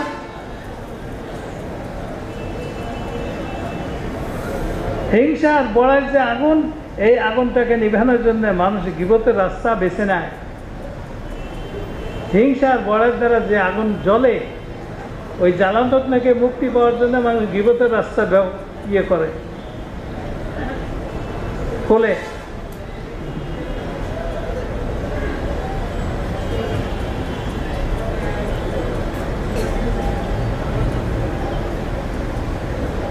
যেমন নাকি যারা মদ খায়, মদ খাওয়ার আগে নাকি খুব কাবাব খায়। যারা কাবাব খায়, কাবাবের সাথে কাঁচা পেঁয়াজ খায়। মেরে মোহতরাম দোস্তর বুজুর্গ, হিংসা আর বড়াই যার ভিতরে আসে, এই আগুন যে জ্বলতে থাকে, এই আগুন জ্বলার থেকে সে যদি উপশম পাইতে চায়, কিন্তু শান্তি পাইতে চায়, সে তখন গীবতের দরজা খুলে। একটা হলে গীবতের দরজা খুলে, আর একটা হলে মিথ্যা অপবাদ লাগানোর দরজা খুলে। কেউ যদি কারো উপরে কোনো মিথ্যা অপবাদ লাগায়, বা একজনে লাগাইছে, নিজে এই ব্যক্তিদের সমর্থন করে, বুঝতে হবে তার ভিতরটা কবিরা গুনার জালে, তার ভিতরটা বন্দী হয়ে গেছে। সে যতই নামাজ পড়ুক না কেন, যতই রোজা রাখুক না কেন, এই রোজা নামাজ তার জীবনে বিফল হয়ে যাবে। কারণ নামাজ বলা হয়েছে ওইটাকে, যে নামাজ মানুষকে সব রকমের নির্লজ্জকর কাম এবং নিষিদ্ধ কাম থেকে বিরত রাখে। ইন্না সালাতা তানহা আনিল ফাহশাই ওয়াল মুনকার। নামাজ পড়তেছি, ইমামতি করতেছি, জুম্মার নামাজ পড়াইতেছি, কিন্তু আরেকজনকে মিথ্যা অপবাদে ঘায়েল করে তাকে সমাজ থেকে দূর করে দেওয়ার জন্য চেষ্টা আমার ভিতরে আছে। মুসলমানদের ব্যাপারে আমার দিল সাফ না। হুজুর সাল্লাল্লাহু আলাইহি ওয়াসাল্লাম যেটাকে জরুরি মনে করতেছে, খবরদার আমি ঘরের থেকে বের হওয়ার আগে আমার কোনো সাহাবী সম্বন্ধে কোনো নালিশের অভিযোগ তোমরা আমার কাছে করো না। আর আমি তো হাজারো জনের দোষকে অন্তরে নিয়ে দুনিয়াতে দিন প্রতিষ্ঠিত করতে চাইতেছি। অন্যের দোষ অন্তরে জিয়ে রেখে যদি দিন প্রতিষ্ঠিত করা যাইতো, সম্ভব হইতো, তাহলে হুজুর সাল্লাল্লাহু আলাইহি ওয়াসাল্লাম কেন এটা বললেন যে আমার অন্তরে যেন কোনো ময়লা না থাকে? ওই শহীদ, ওই আলেম, ওই সাখী, তাদের কোনো আমল সম্বন্ধে তো আল্লাহ তাআলা জিজ্ঞেস করবেন না। কোনো আমলের কারণে, বদ আমলের কারণে তাকে আল্লাহ তাআলা জাহান্নামে দেবেন না। বলবে যে তোমার নিয়তের মধ্যে যেটা বললে এটা ছিল না, আমার সন্তুষ্টিতে ছিল না। কারণ আল্লাহ তাআলাকে সন্তুষ্ট করার নিয়ত যেটা, এটা কখনো গুনাহের সাথে একত্রিত হইতে পারে না, কবিরা গুনাহের সাথে একত্রিত হইতে পারে না। যেই অন্তর কবিরা গুনাহের মধ্যে মুলাব্বাস, ওই অন্তরের থেকে ইখলাস ওয়ালা নিয়ত বের হবে, এটা অসম্ভব। এটা কি ভাই? অসম্ভব।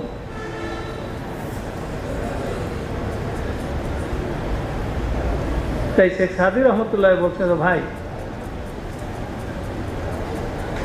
নেকি করার যোগ্যতা যদি তোমার মধ্যে নাও থাকে, গুনাহ থেকে ফিরে যাও,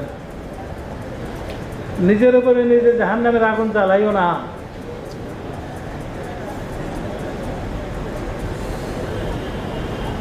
জাহান্নামে যাবে বান্দা গুনার কারণে, জান্নাতে যাবে বান্দা নেকির কারণে। এই জন্য হুজুর সাল্লাল্লাহু আলাইহি ওয়াসাল্লাম তালিম হলো আমাদের জন্য। কোনো কোনো মজলিসে হুজুর সাল্লাল্লাহু আলাইহি ওয়াসাল্লাম 70 বার, কোনো মজলিসে 100 বার আল্লাহর কাছে মাপ চাইতেন। কাসরাতে ইস্তেগফারের দ্বারা একসময় মানুষের ভিতরে গুনাহের প্রতি ভয় এবং ঘৃণা দুইটাই পয়দা হয়। অধিক পরিমাণে ইস্তেগফারের দ্বারা গুনাহের প্রতি ভয় এবং ঘৃণা দুইটাই পয়দা হয়।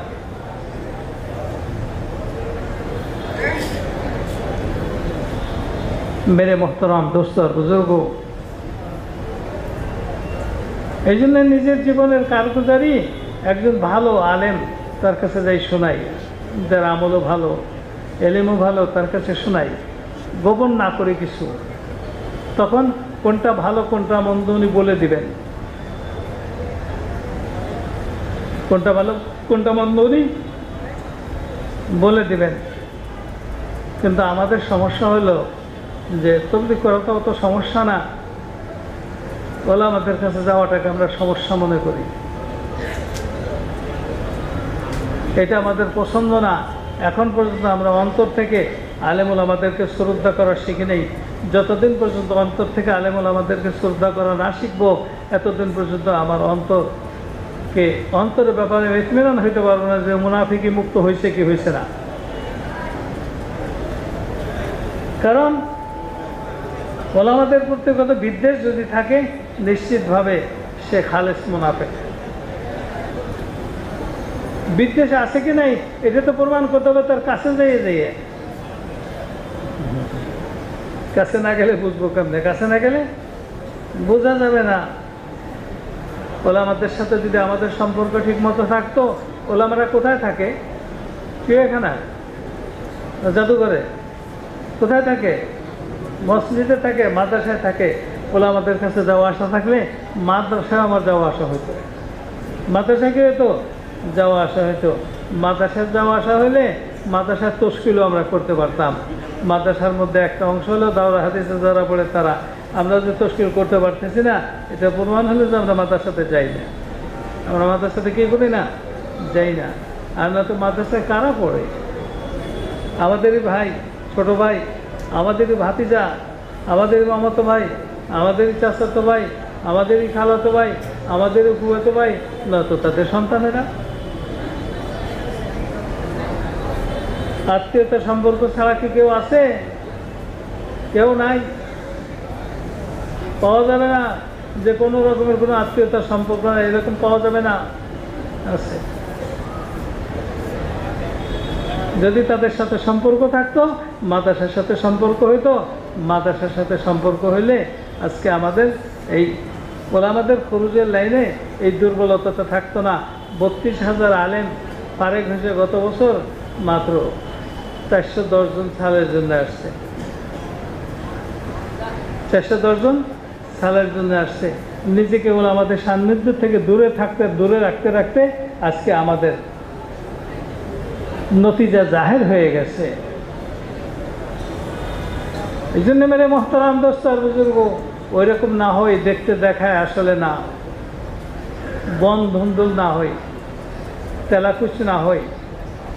শরীরের যত অঙ্গ আছে প্রত্যেক অঙ্গের জন্য 10টা 20টা 15টা 50টা 100টা হুকুম আছে। এই হুকুম যতক্ষণ পর্যন্ত ওই অঙ্গ দিয়ে আদায় না হবে এতক্ষণ পর্যন্ত আমার এই মানুষের আকৃতি যেটা আছে এই আকৃতিটার মধ্যে মনুষ্যত্ব পয়দা হবে না। আর মনুষ্যত্ব যদি পয়দা হওয়ার আগে, জন্ম নেওয়ার আগে আমি মারা যাই, মেরে মোহতারাম দোস্তর জাহান্নাম ছাড়ার কোনো জায়গা আমার না। এটা ফায়সালা আল্লাহ তাআলা করে দিয়েছেন। যার ভিতরে মনুষ্যত্ব থাকবে না, অঙ্গ প্রত্যঙ্গের সঠিক ব্যবহারের কারণে মনুষ্যত্ব যার ভিতরে থাকবে না, আর অঙ্গ প্রত্যঙ্গের সঠিক ব্যবহারের সাথে সাথে নিয়ত সহি হতে হবে। নিয়ত কী করতে হবে? বাহ্যিকভাবে যত ভালো কামই করি না কারণ নিজের অন্তরটাকে দেখতে হবে।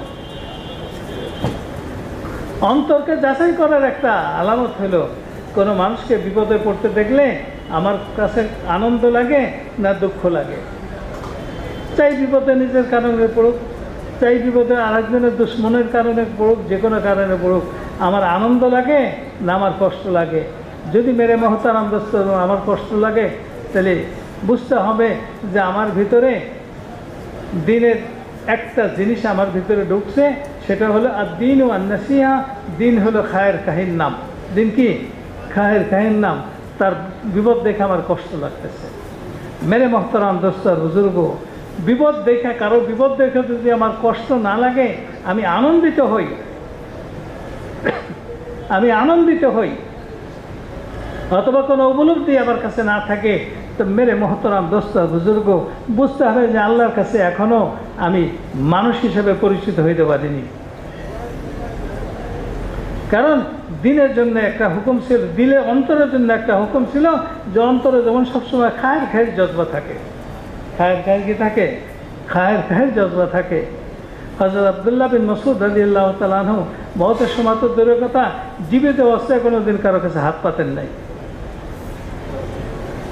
জীবিত অবস্থায় কোনোদিন কারো কাছে হাত পাতেন নাই। ছেলে সন্তান ছিল অনেক।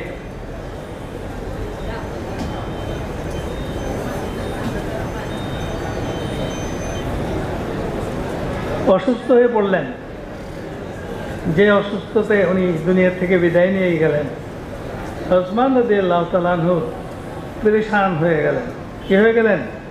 পরেশান হয়ে গেলেন।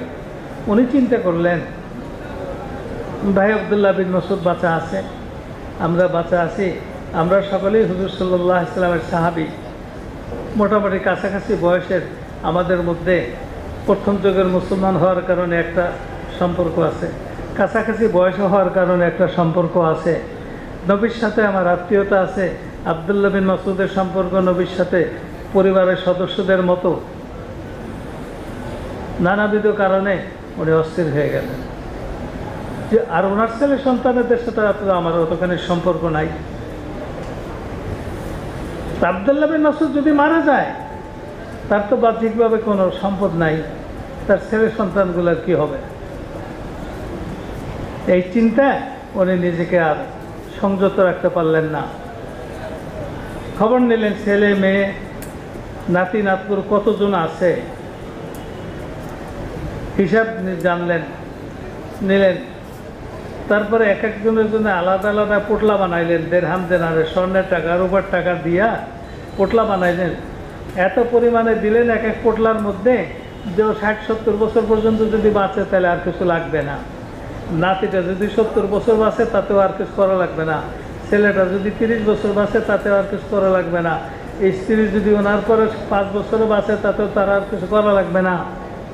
নিয়া ওই পোটলা বগলের মধ্যে রাইখা চাদর গায়ে দিয়ে রেখে চলে গেছে আব্দুল্লাহ বিন মাসউদ রাদিয়াল্লাহু তাআলা আনহুর বাড়িতে।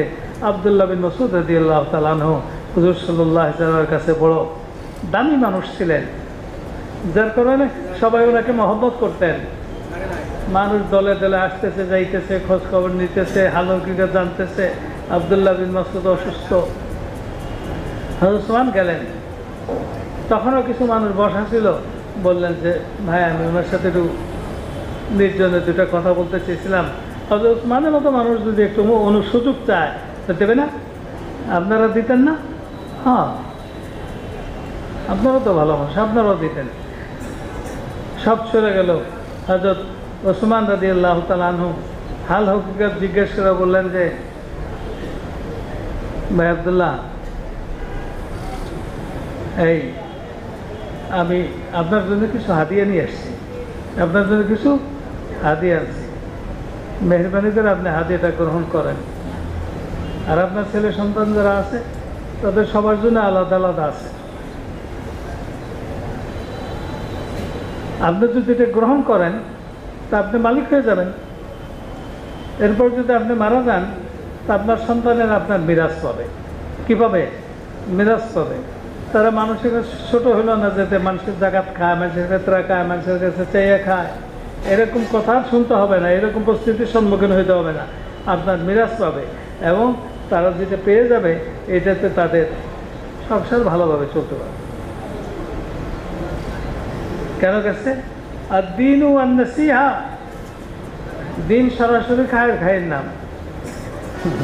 হযরত আব্দুল্লাহ বিন মাসউদ রাদিয়াল্লাহু তাআলা আনহু এই জন্যই আব্দুল্লাহ বিন মাসউদ হয়েছে মুস্কি হেসে দিয়েছেন, বলে ভাই ওসমান, আল্লাহ তাআলা তোমার মালের মধ্যে আরো বরকত দিক, কিন্তু আমি আব্দুল্লাহর পরিবার নিয়ে তোমার চিন্তা করার কোনো দরকার নেই।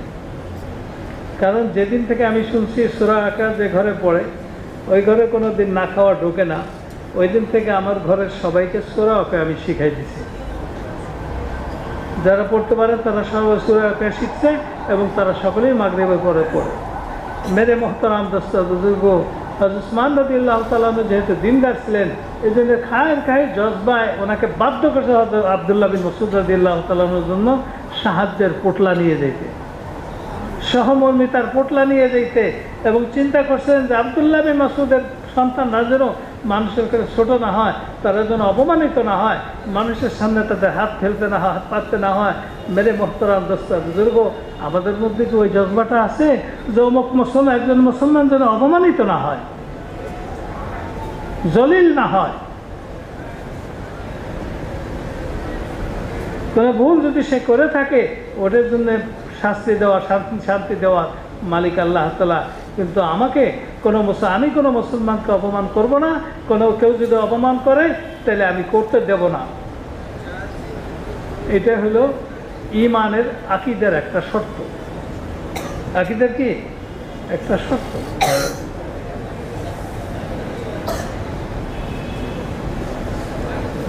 ঈমানের একটা শর্ত। আল মুসলিমু মান সালিমাল মুসলিমুনা মিন লিসানিহি ওয়া ইয়াদিহি। প্রকৃত মুসলমান সেই, পরিপূর্ণ মুসলমান সেই ব্যক্তি যার হাত এবং জবান থেকে সমস্ত মুসলমান নিরাপদে থাকে। অর্থাৎ কোনো মুসলমানের কোনো বিপদে পড়ার কারণ হয় না, কষ্ট দেয় না, কষ্টের মধ্যে ফেলানোর ফান পাতে না। মেরে মোহতারাম দোস্ত বুজুর্গ, এই হাদিসগুলো তো আমার জন্যে, আমি ব্যক্তিগতভাবে আমার জন্য। আমার কারণে কি সব মুসলমান নিরাপদে আছে? আরে মুসলমান পদ দেন, সব সাথী কি নিরাপদে আছে আমার কারণে?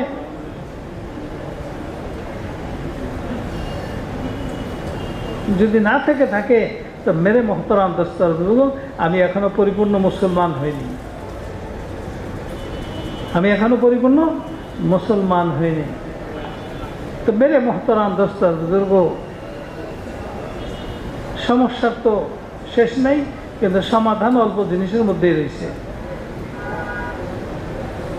বাড়িতে থাকা অবস্থায় যে 5টা কামের কথা বলা আছে, এই 5টা কামকে যদি নিজের অন্তরকে বাধ্য করি আল্লাহকে রাজি করার জন্য, নিজের অন্তরকে বাধ্য করি,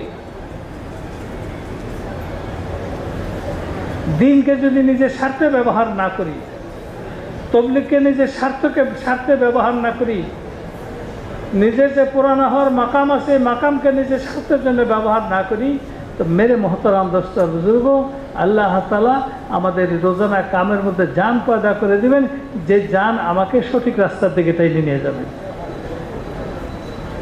গরুর গাড়িটা কি দিয়ে বানায়? গরুর গাড়ির মধ্যে কোনো ইঞ্জিন থাকে নাকি? বাঁশ দিয়ে, কাঠ দিয়ে, চাকা দিয়ে আগে তো কাঠের চাকা ছিল, এখন আবার একটু গাড়ির চাকাও লাগানো শুরু করছে। গাড়িতে বানাই দিলে কি গাড়িটা একা একা চলে না, ওই গাড়িটা যখন গরুর কাঁধে জুড়ে দেওয়া হয় তখন গাড়িটা চলে। মেরে মহতরাম দোস্ত বুজুর্গ, আমাদের এই 5 আমল যেটা আছে বা 4 আমল যেটা আছে, এগুলো সবই হলো গরুর গাড়ির মতো। যখন এই আমল করার সময় আল্লাহকে রাজি করার জজবা নিয়ে আমরা করব, তখন এই গাড়ি চলবে। আর নাতে আমলের কোনো দাম নাই, আমলের কোনো দাম নাই। এই জন্যে এইটাকে খালি গিলাইতে চাইতে হয়, গিলাইতে চাইতে হয়। মা যেমন অস্থির থাকে বাচ্চাটাকে, ছোটো বাচ্চাটাকে খাওয়ার জন্য, প্রথম তো কয়েকদিন 10 মিনিট পর পর খাওয়ায়, জিভ ব্যবহার করতে 1 চামচের, যে সমস্ত বাচ্চারা বুকের দুধ পায় না, 1 চামচের 10 ভাগের 1 ভাগ দিলে, অর্থাৎ 2 ফোঁটা দিলে মুখ বন্ধ করে আবার ঘুমাই যায়। আবার কতক্ষণ পর 10 মিনিট পরে জিভ ব্যবহার করে দিতে থাকে, দিতে থাকে, দিতে থাকে, দিতে থাকে, মার চোখে ঘুম নাই। মেরে মহতরাম দোস্ত বুজুর্গ, অনুরূপভাবে নিয়তকে ঢুকাইতে হবে, ঢুকাইতে হবে। 1 ফোঁটা 2 ফোঁটা করে 5 মিনিট, প্রতিদিন 5-10 মিনিট পর পর কি নিয়তকে ঢুকাতে হবে, আমি আল্লাহর জন্য করতেছি, আমি আল্লাহর জন্য করতেছি, আমি আল্লাহর জন্য গাছতে যেতেছি, আমি আল্লাহকে রাজি করার জন্য মশাহতে বসতেছি, আমি আল্লাহকে রাজি করার জন্য রায় দিতেছি। আল্লাহ, আমার ভিতরে যত ময়লা আছে ময়লাটাকে দূর করে দাও, কোনো সাথীর প্রতি আমার কোনো অভিযোগ না থাকে। এইভাবে যখন নাকি আমি আস্তে আস্তে ফোঁটা ফোঁটা ফোঁটা ফোঁটা দিতে থাকবো, তো একদিন দেখা যাবে তো একবেলা খাইছে তো জ্যৈষ্ঠ মাসে রোজা রাখতেছে, সে দিতে খাইছে জ্যৈষ্ঠ আষাঢ় মাসে রোজা রাখবে না ছেলেটা কোনো দিন। হ্যাঁ, কেছে আজকে যে 17 ঘন্টা রোজা রাখলো, রাশিয়াতে আমরা 20 ঘন্টা রোজা রাখছি, 20 ঘন্টা দিন। আজকে যে 14-15 ঘন্টা রোজা রাখলো কোন বাচ্চা, যে নাকি জন্মের পরে 5-7-10 মিনিট পরেই তার মার স্তনের থেকে দুধ তার মুখের মধ্যে দিতে হয়েছে। আজকে সে 15 ঘন্টা রোজা রাখতেছে। মেরে মহতরাম দোস্ত বুজুর্গ, অনুরূপভাবে ইখলাসকেও ভিতরে ভরতে হবে। প্রত্যেকটা আমলের শুরুতে, মাঝে, শেষে আল্লাহর জন্য করতেছি, আল্লাহর জন্য করতেছি, আল্লাহর জন্য করতেছি। যেদিন নাকি আল্লাহ তাআলা বলেন, হ বান্দা তুই আমার জন্য করতেছিস, এটা ঠিক, আমি এটা আমার জন্য হিসেবে গ্রহণ করে নিলাম, ওই দিন হবে আমার আমল আমার পক্ষে কথা বলার যোগ্য হবে। আর না তো আমার পক্ষে আমার আমল কথা বলবে না, আমার পক্ষে আমার আমল কথা বলবে না, আমার জিন্দেগিকে ফিরাবে না, আমার জিন্দেগির গতিকে ঘোরাবে না। মেরে মোহতারাম দোস্ত বুজুর্গ, এই কথাটাই হযরত ইনামুল হাসান রহমতুল্লাহ বলছেন যে 6 নম্বর বয়ান করো, 6 নম্বরের বয়ান শুনো, আর দেখো 6 নম্বর তোমার ভিতরে আসছে কিনা, 6 নম্বর তোমার ভিতরে আসছে কিনা। 6 নম্বরটাকে যদি ভিতরে নিতে পারি, তাইলে তবলিগের জগতের মতো শান্তির জগৎ কোথাও হবে না। 6 নম্বরটাকে যদি ভিতরে নিতে পারি, তবলিগের জগতের মতো শান্তির জগৎ কোথাও হবে না। মানুষকে পায়ে ধরে ধরে জিম্মাদার বানানো যাবে না। হযরত আব্দুল্লাহ বিন ওমর রাদিয়াল্লাহু তাআলা আনহুর ব্যাপারে এক সময় হযরত হাসান রাদিয়াল্লাহু তাআলা আনহুর পরে উনি যখন দায়িত্ব ছেড়ে দিলেন, তখন সকলেই একমত হয়েছিল, হযরত মাবিয়াও একমত হয়েছিলেন, ওনার সাথে যারা ছিলেন তারাও একমত হয়েছিলেন যে আব্দুল্লাহ বিন ওমর যদি ক্ষমতা নেয়, দায়িত্ব নেয়, তাহলে আমাদের আর কোনো আপত্তি নেই। হযরত আব্দুল্লাহ বিন ওমর রাদিয়াল্লাহু তাআলা আনহু তখনও দায়িত্ব নেন। এর মধ্যে যে স্বাদ আছে, মজা আছে, আনন্দ আছে, এটা বুঝ শেষ হয়ে যাবে। কারণ তার অন্তরটাকে সে দিয়ে রাখছে আখিরাতকে। অন্তরটা কোথায় দিয়ে রাখছে? আখিরাতের জন্য দিয়ে রাখছে। হযরত রাবিয়া বসরিয়া রহমতুল্লাহ আলাইকে রহমতুল্লাহ আলাইহা, তাকে জীবনে কেউ কোনোদিন হাসতে দেখেনি। হযরত জুনায়েদ বাগদাদী রহমতুল্লাহ আলাইহির মজলিসে যতক্ষণ পর্যন্ত উনি যে না বসতেন, উনি কথা শুরু করতেন না, পর্দার আগে বসতেন। কারণ মেরে মোহতারাম দোস্ত বুজুর্গ, হযরত রাবিয়া বসরিয়া রহমতুল্লাহ আলাইহার মধ্যে এমন একটা, ওনার চতুর্পাশে এমন একটা নূর ছিল, যে নূর উপলব্ধি করতে পারতেন হযরত জুনায়েদ বাগদাদী রহমতুল্লাহ আলাইহি। নূরের মাহলে থেকে কথা বললে মানুষের মধ্যে তার আসরটা আলাদা হইতো, এই জন্য কথা বলতেন না উনি আসার আগ পর্যন্ত। হযরত ইউসুফ রহমতুল্লাহ বয়ান শুরু করতেন না হযরত এনামুল হাসান রহমতুল্লাহ আসার আগ পর্যন্ত। এসে মেম্বার চেয়ারের সাথে হেলান দিয়ে বসে পড়তেন নিচে, তখন বয়ান শুরু করতেন।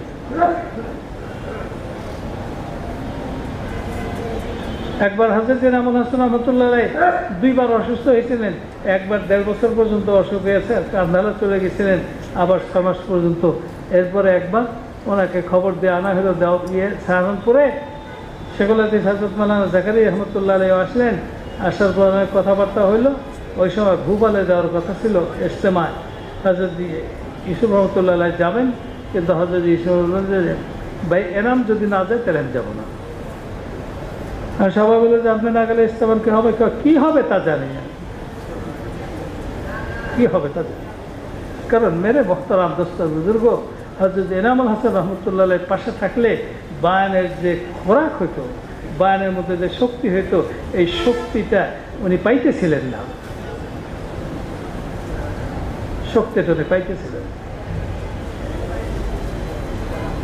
আসলে আমাদের দিন শক্তিশালী হবে আমাদের অন্তরের অবস্থার পার্থক্যের কারণে। অন্তরের অবস্থা যত ভালো হবে আমাদের দিন তত শক্তিশালী হবে। আর অন্তরের অবস্থা অত সময় পর্যন্ত ভালো হবে না যত সময় পর্যন্ত আমরা আমাদের ভিতর থেকে বড়াইকে শেষ না করতে পারবো, হাসাদকে শেষ না করতে পারবো, কিনাকে শেষ না করতে পারবো, গোপন দুশ্মনী কিনাকে শেষ না করতে পারবো, বুগুজকে শেষ না করতে পারবো, অজুবকে শেষ না করতে পারবো। অজুব বলে অন্যের চেয়ে নিজেকে ভালো মনে হয়, যে একজন যে আরেকজনে বললো যে চোর, মানে কি ও চোর আমি ভালো, এটি উজুব। এই উজুব যার মধ্যে আছে, হাদিসের মধ্যে আছে, তার কোনো আমল আসমানে উঠে না। ও রোজা করুক, নামাজ পড়ুক, হজ করুক, জায়গা দেখ, তবলিগে যাক, বিদেশে সফর করুক, মশওয়ারা করুক, যাই করুক না কেন, তার কোনো আমল আসমানে যাবে না যত সময় পর্যন্ত ওই লোকটার কাছে প্রকাশ্যে মাপ না চাবে। কারণ তার ইজ্জতের উপর আঘাত আনছে, বান্দার ইজ্জতের উপর আঘাত এনে আল্লাহর কাছে মাপ চেয়ে পার পাওয়ার কোনো ব্যবস্থা নাই। হ্যাঁ, কাইটে গেছে পিঠে, শিরাই দেয় মাথায়, লাভ হবে কোনো? তা যাকে আমি অপমান করলাম মানুষের সামনে বা গীবত করলাম, আমি মাপ চাবো আল্লাহর কাছে, আল্লাহ মাফ করে দেবেন না। আদালত 3টা, একটা হলো কুফর শিরকের আদালত, ওই আদালতে যাদের পেশি হবে তারা বিনা হিসেবে জাহান্নাম। আর একটা বান্দার হকের আদালত, বান্দার হকের আদালতের কোনো ব্যাপারে আল্লাহ তাআলা হস্তক্ষেপ করবেন না। তুমি জানো, সে জানে, আগে তার কাছে মাপ মুরাদ নিয়ে আসো। না থাকলে আর আল্লাহর হকেতে আদালতে যাওয়া দরকার নেই, এখান থেকে বাইপাস জাহান্নামে চলে যাও। মেরে মোহতারাম দোস্ত বুজুর্গ, আমাদের দিনের মজবুতি নির্ভর করতেছে, অধিকাংশ পরিমাণ নির্ভর করতেছে আমাদের অন্তরের সিফাতের উপরে। খারাপ জিনিসগুলো আমাদের অন্তর থেকে বিদায় করতে হবে। এই জন্য মেরে মোহতারাম আল্লাহওয়ালারা মানুষের অন্তরটাকে একেবারে চূর্ণ বিচূর্ণ করে ফেলানোর জন্য কি করে? লা ইলাহা ইল্লাল্লাহ এর জিকির করে, যে অন্তরটাকে টুকরা টুকরা করে ফেলো, টুকরা টুকরা করে ফেলো। শক্ত মাটি, ইট কাটার মাটি, ইট বানানোর মাটি শক্ত হয়ে গেছে, ইট বানানোর মাটি কি হয়ে গেছে? শক্ত হয়ে গেছে। তখন কী করে? এটাকে পানির মধ্যে দিয়ে ভিজে তারপরে মোল্ডিং করে, মেশিনের মধ্যে দিয়ে ঘোরায়, মোল্ডিং করে, তারপরে আবার নতুন করে ফর্মার মধ্যে দেয়। তো মেরে মোহতারাম দোস্ত বুজুর্গ, অন্তরটাকে গুতাইয়া পিটাইয়া এটাকে চূর্ণ চূর্ণ করে তারপরে আবার কি করতে হবে? আবার মশলা বানাইতে হবে, ইমানের ঘর বানাইতে হবে। প্লাস্টিকের জুতা মানুষে কিনে নিয়ে যায়, পুরান সেরা জুতা কিনে নিয়ে যায়, কিনে নিয়ে মেশিন দিয়ে টুকরা টুকরা করে, টুকরা টুকরা করে তারপরে আবার ওই মেশিনের মধ্যে দেয়, তখন গইলে আবার নতুন জুতা হয়। মেরে মোহতারাম দোস্ত বুজুর্গ, অন্তরটাকে ওইভাবে ধুলাই করতে হবে, চূর্ণ বিচূর্ণ করতে হবে। এরপরে নতুন করে মানুষের মহব্বত দিয়া, ওইটার মহব্বতের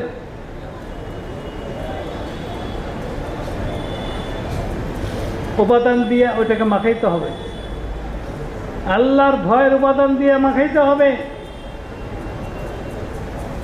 তাকওয়ার উপাদান দিয়ে এটাকে মাখাইতে হবে।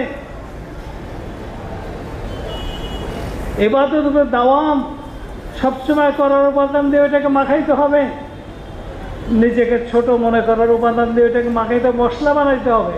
আমি ছোট, আমাদের মুরব্বী ছিলেন হাজী আব্দুল মুকিত সাহেব রহমতুল্লাহ আলাই, উনিও যেদিন শুরা হয়েছিলেন, ওনার বড় ভাই ইঞ্জিনিয়ার মোহসেন উদ্দিন আহমদ, উনিও শুরা হয়েছিলেন, হযরত ইসুর বানাইছিলেন।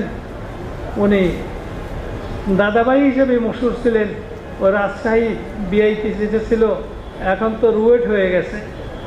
ওই রুয়েটের প্রতিষ্ঠাতা প্রিন্সিপাল।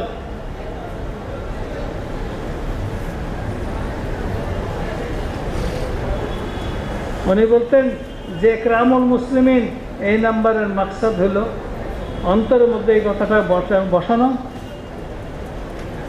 আমার চেয়ে কেউ খারাপ না, আমি কারো চেয়ে ভালো না। আমার চেয়ে কেউ খারাপ না, আমি কারো চেয়ে ভালো না, এটাকে অন্তরে বসাইতে হবে। কোটে আমাদের উস্তাদ ছিলেন মৌলানা আলী আহমদ সাহেব বোয়ালিয়া হুজুর রহমতুল্লাহ আলাই। উনি বলতেন আমার নিচে আর নিচ নাই, আমার পিছে আর পিছ নাই। আমি সবার নিচে, আমি সবার পিছনে, বাকি সবাই আমার চেয়ে আগে, সবাই আমার চেয়ে উপরে। ভিতরে এই অবস্থাটার সৃষ্টি করতে হবে। এই অবস্থাটা যদি সৃষ্টি হয়, ওই দিন মশওয়ারাত যত বড় মশওয়ারা বলে, ওই মশওয়ারার দ্বারা আপসের মধ্যে মহব্বত বাড়বে। আর এই অবস্থা যদি সৃষ্টি না হয়, নিজেকে যোগ্য মনে করে যদি মশওয়ারাতে বসি, যতবার মশওয়ারা হবে ততবার আপসের মধ্যে ফাটলের পরিমাণ বাড়বে। হ্যাঁ, দেখেন না, হার্ট অ্যাটাক করলে বারে বারে হইতে থাকে, ফাটলের পরিমাণ বাড়বে। কারণ অন্তরটা যদি দিনের উপযুক্ত না হয়, ওই রকম কিছু অন্তর যখন একত্রিত হবে, তখন বদদিনই ফসল বের হইতে থাকবে। অন্তরটাকে দিনের উপযুক্ত বানাইতে হবে। মেরে মোহতারাম দোস্ত আর বুজুর্গ, এই জন্য আল্লাহ তাআলা বলেন যে ইয়া আইয়ুহাল্লাযীনা আমানুত্তাকুল্লাহ হাক্কা তুকাতিহি, ও ঈমানদারেরা আল্লাহকে ভয় করো। ভয় করে কিসের দ্বারা? ভয় তো কত অন্তর দিয়ে, ভয় করার মতো ভয় করো, যে ভয় তোমাকে কি করে দেয়, সবসময় ততস্থ রাখে। আল্লাহ নাকি নারাজ হয়ে যায়, আবার নামাজটা নাকি ঠিক হইল না, রোজাটা নাকি ঠিক হইল না, এই ভয়ে তোমাকে ভীত করে রাখে। আল্লাহ তাআলা আমাদের সকলকে তৌফিক দিয়ে দেয়। তাবলীগের মেহনত তার নিজের জন্য। ওই যে হযরত রহমত বলছে যে 6 নম্বর তোমার মধ্যে আসে কিনা দেখো। আল্লাহ তাআলা বলেন ইয়া আইয়ুহাল্লাযীনা আমানু কু আনফুসাকুম, হে ঈমানদারেরা তোমরা নিজেকে বাঁচাও। তারপর বলছে ওয়া আহলিকুম, পরিবারকে বাঁচাও, নারা জাহান্নাম থেকে। এই জন্য মেরে মোহতারাম দোস্ত, আকৃতিটা মানুষেরই ঠিকই আছে, কিন্তু এর মধ্যে মনুষ্যত্ব পয়দা করতে হবে আমাকে।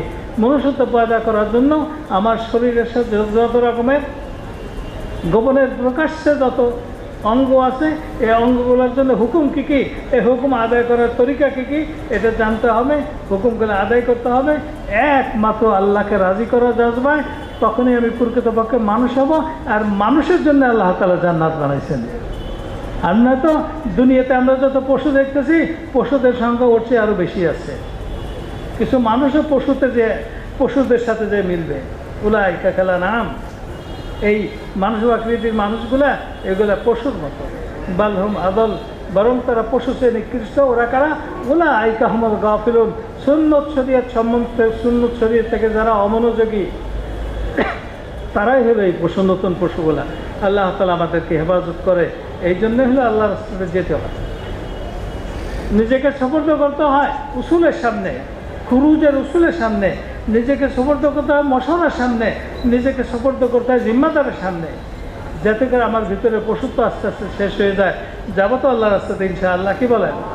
কে কে তৈরি আছে নগদ আল্লাহর রাস্তায় যাবো? যে 4 মাস 1 চিল্লা, অত ওটা তো পুরানাদের মজমা, এখানে বিদেশে কেউ যাইতে চাইলে সেও নিয়ত করতে পারে, কিন্তু নগদ। নগদ কে কে রাজি? 4 মাসের জন্য একটু দাঁড়াইতে দেখি। নগদ সেই পুরো 4 মাস নগদ, অথবা 2 মাস হয়ে গেছে আর 2 মাসের জন্য, অথবা 1 চিল্লা হয়েছে আর 2 চিল্লার জন্য। জি মাশাআল্লাহ, আরও দাঁড়ান, আরও দাঁড়ান ভাই, আরও দাঁড়ান। আল্লাহ তাআলা কবুল করে, মাশাআল্লাহ। আল্লাহ তাআলা জানমালের মধ্যে খুব বরকত দিয়ে দেয়, আল্লাহ তাআলা হিম্মতকে বাড়ায় দেয়, আল্লাহ তাআলা কবুল করে নেয়, নিজের ইসলাহের জন্য কবুল করে, পুরা উম্মতের ইসলাহের জন্য আমাদের মেহনতকে আল্লাহ তাআলা কবুল করে।